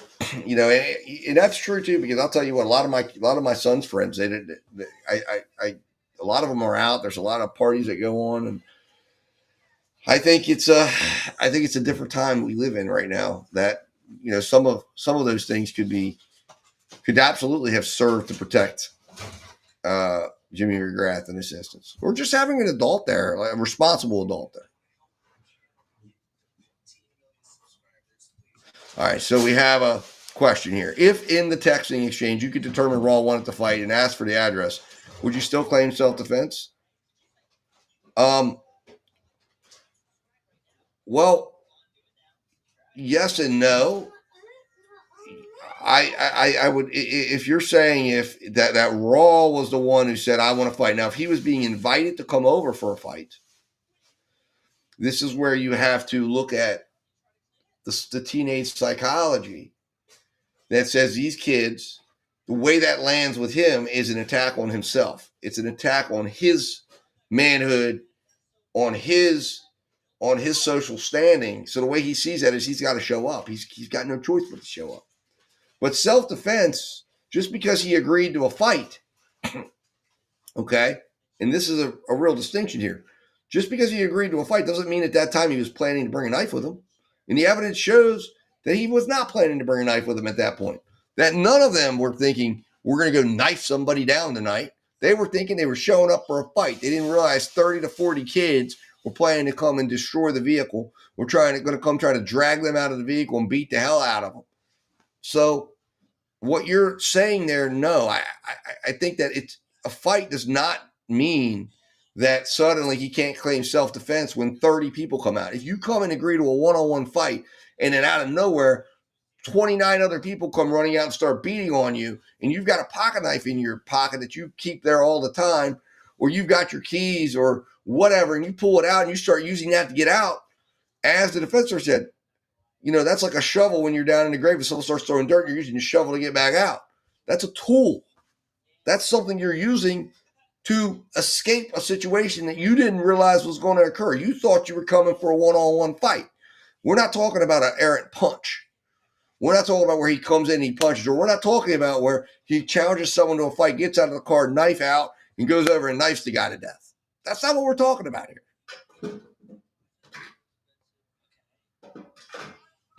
So, no, Joni Davis, I don't think what you're relying, I don't think that makes a difference at all. Because if he was agreeing to a fight and he shows up for a fight and it turns into a mob group beatdown, he can still claim self-defense. I think you're biased if you're still defending. So by your definition, the kids that invited in the fight, why would you not say that they should be charged then under your theory? That the other kids that were participating in this should not be charged. He wasn't ever saying he wanted to fight Jimmy McGrath specifically. They were telling him, pull up, show up, you guys are pussies, basically. That's what they were telling him. That's what the messages were. You guys don't have the courage to show up. And they showed up to say, yeah, we do. We have the courage to pull up. What are y'all going to do now? Well, unfortunately, they came out and destroyed the vehicle. Then it became a catastrophe. Miriam Kamugi says, these teenagers speak text differently. Pull up to them means aggression. They don't use it how someone 25 years older. No, they do not. And that's exactly correct. Or slide or all the different. I mean, let me tell you, I have a 16-year-old and a 19-year-old, and they talk things that you don't even realize you would even think mean something or means something totally different now. It's ridiculous. They have a whole new language. It's like a whole nother language, a whole nother world when they're talking. And a lot of it also, too, they have abbreviations in their text messages and ways they talk. It's completely crazy. Buddy Light says, I didn't catch it all. Did they have a car and could have left? Sort of, kind of, not really. At different parts. There was a car that they had.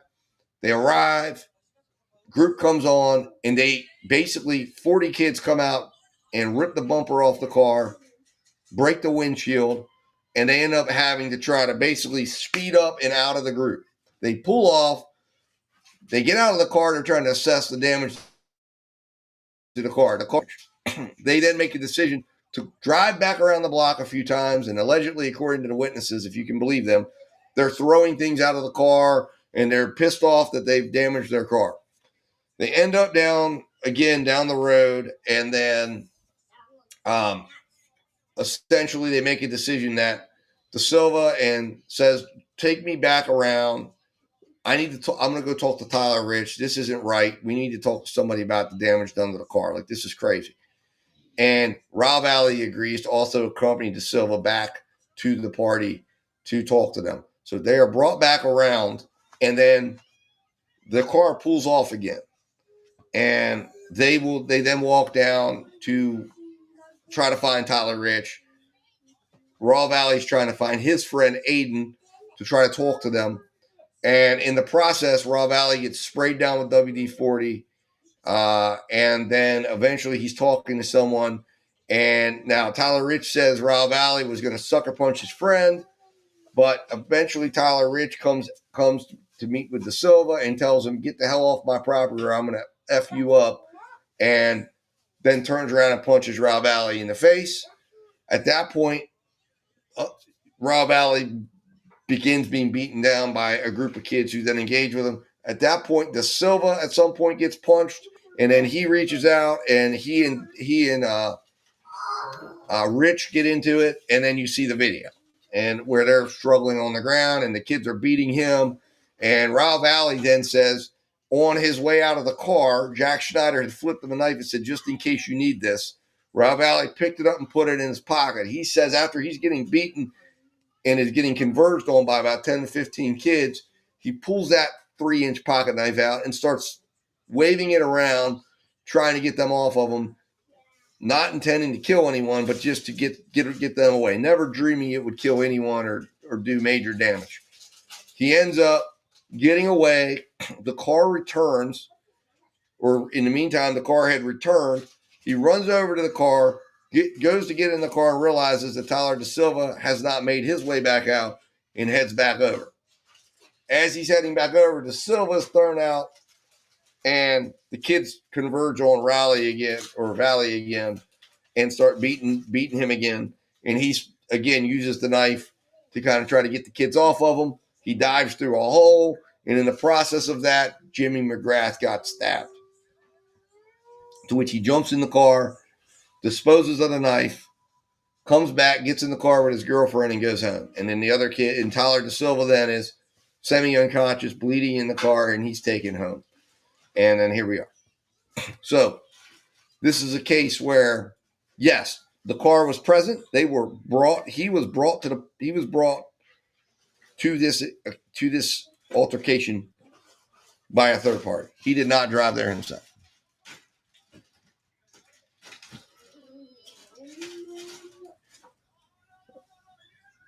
Parents need to be accountable. You be on that stand looking like a fool. I think what you're saying is the parents need to be accountable with these kids, and they're on, look, these kids are up there. If the parents were accountable, the kids wouldn't be up there looking foolish talking about this stuff. Lito was the passenger, right? Yup, I have a 17-year-old. First of all, they're in group chats and can be hundreds of people to dozens of people. Absolutely, yep. It's very dangerous, with the way, and dangerous from the standpoint of it allows things to accelerate much faster, and the reach of these things. School never ends anymore, so you need to be aware of that. If you're a parent out there, school never ends. They never leave. If your kid's getting bullied, he's getting bullied in your house on the phone if they have a phone. Whatever is happening at school goes right home. There's never a stop. That's why you see some of these kids commit. Well, I can't say that on YouTube, but that's why some of these kids end up taking some really drastic steps, and it's because it never ends. The pressure cooker never ends, and they feel like they're never going to escape anything. Joni Davis says, I never said anything about the other kids wanting to fight. It was only him wanting this fight, and shows up at a place uninvited. And okay, but Joni, the other kids did want to fight. He did not show up at this party alone going like, I'm looking for a fight, guys. No, he showed up there with a group of friends. That's not how this went down. So Bad Barney says, Bad Barney No Bullet says, it is a far cry from evidence.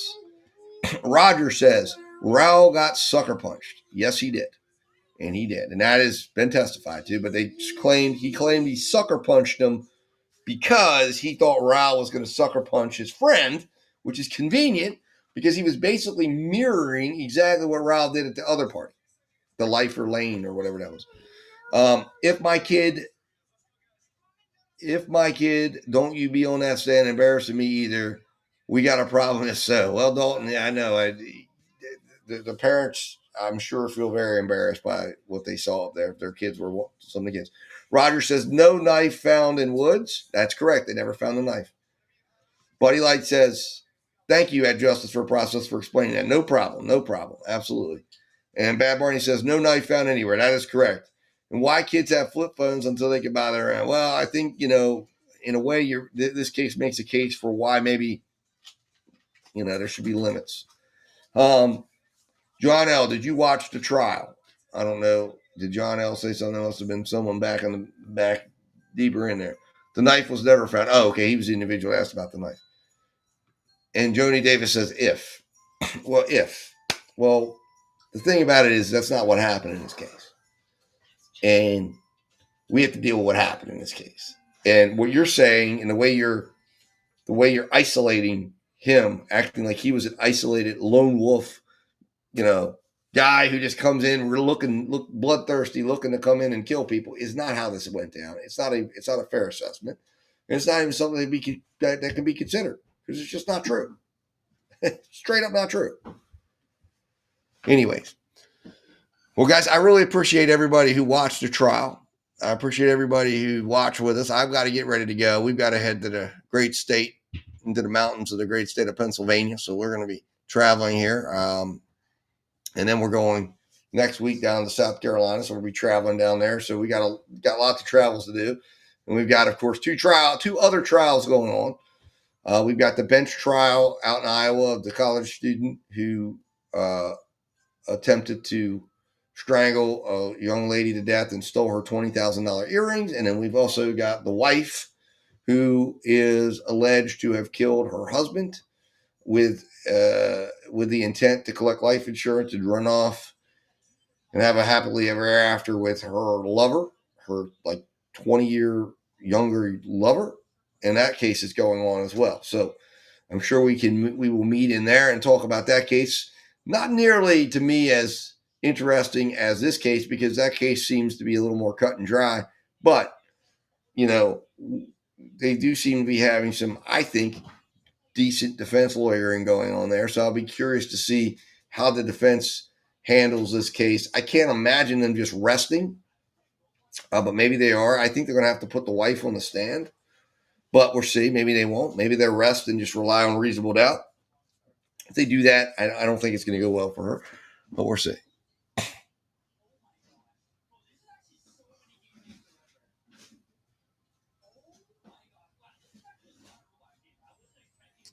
All right, we're going through a couple of comments here. Only one cell video to fight. Seems like, there was definitely more floating out there, Roger. You're touching on something very important. Mellis Montana Yoga, thank you very much for tuning in, and thank you for being here. And I'm happy to provide this space for everybody who wants reasonable. And again, you don't have to come in here and agree, but what we want is a space to agree to disagree in a nice way. Raul had no violent background, and he doesn't look for trouble. That's correct. That is correct. There was not one shred of evidence put on that he was. It was premeditated, says Aaron. Aaron, do you have evidence that we don't know about? Can you please, or point to me the evidence in the trial? I'll be waiting. Janie Marshall says, wow, wow. And Bodie says, see you good people next time. And Joni Davis says, I wish we had some of those texts. They would tell a lot. Well, they do have text. I do believe they have some of them. But the reality is I think what they would tell is the story we already know. That this was a group effort among kids that accelerated, and that this was something that was a result of this group acceleration of emotions among these young teenagers.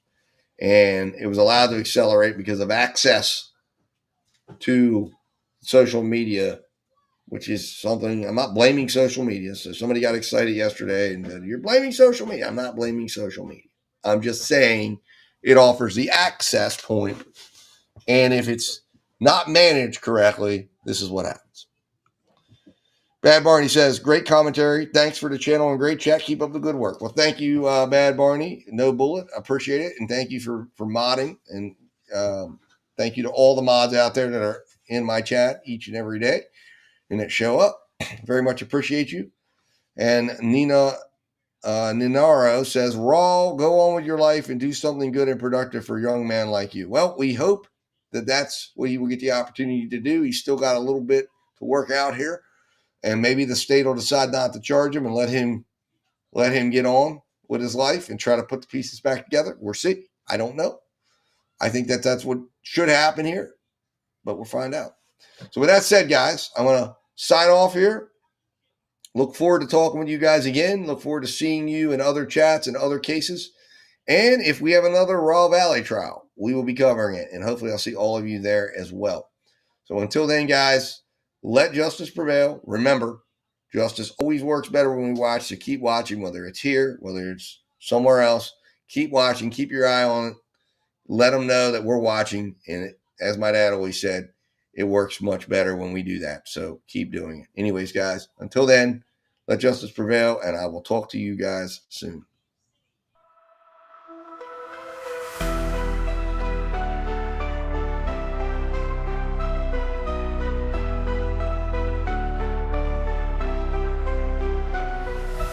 The system's rigged, man, it's time to break free.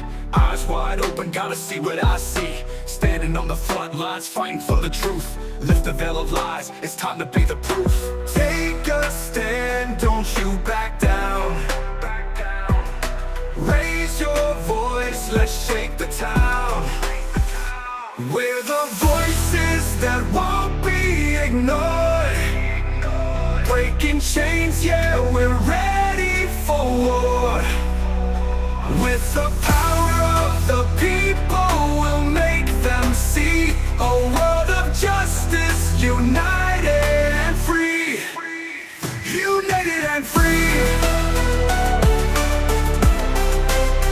United and free.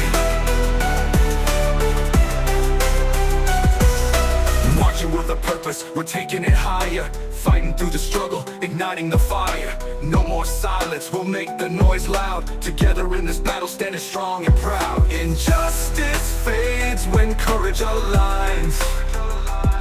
Rise up together, break the confines. We're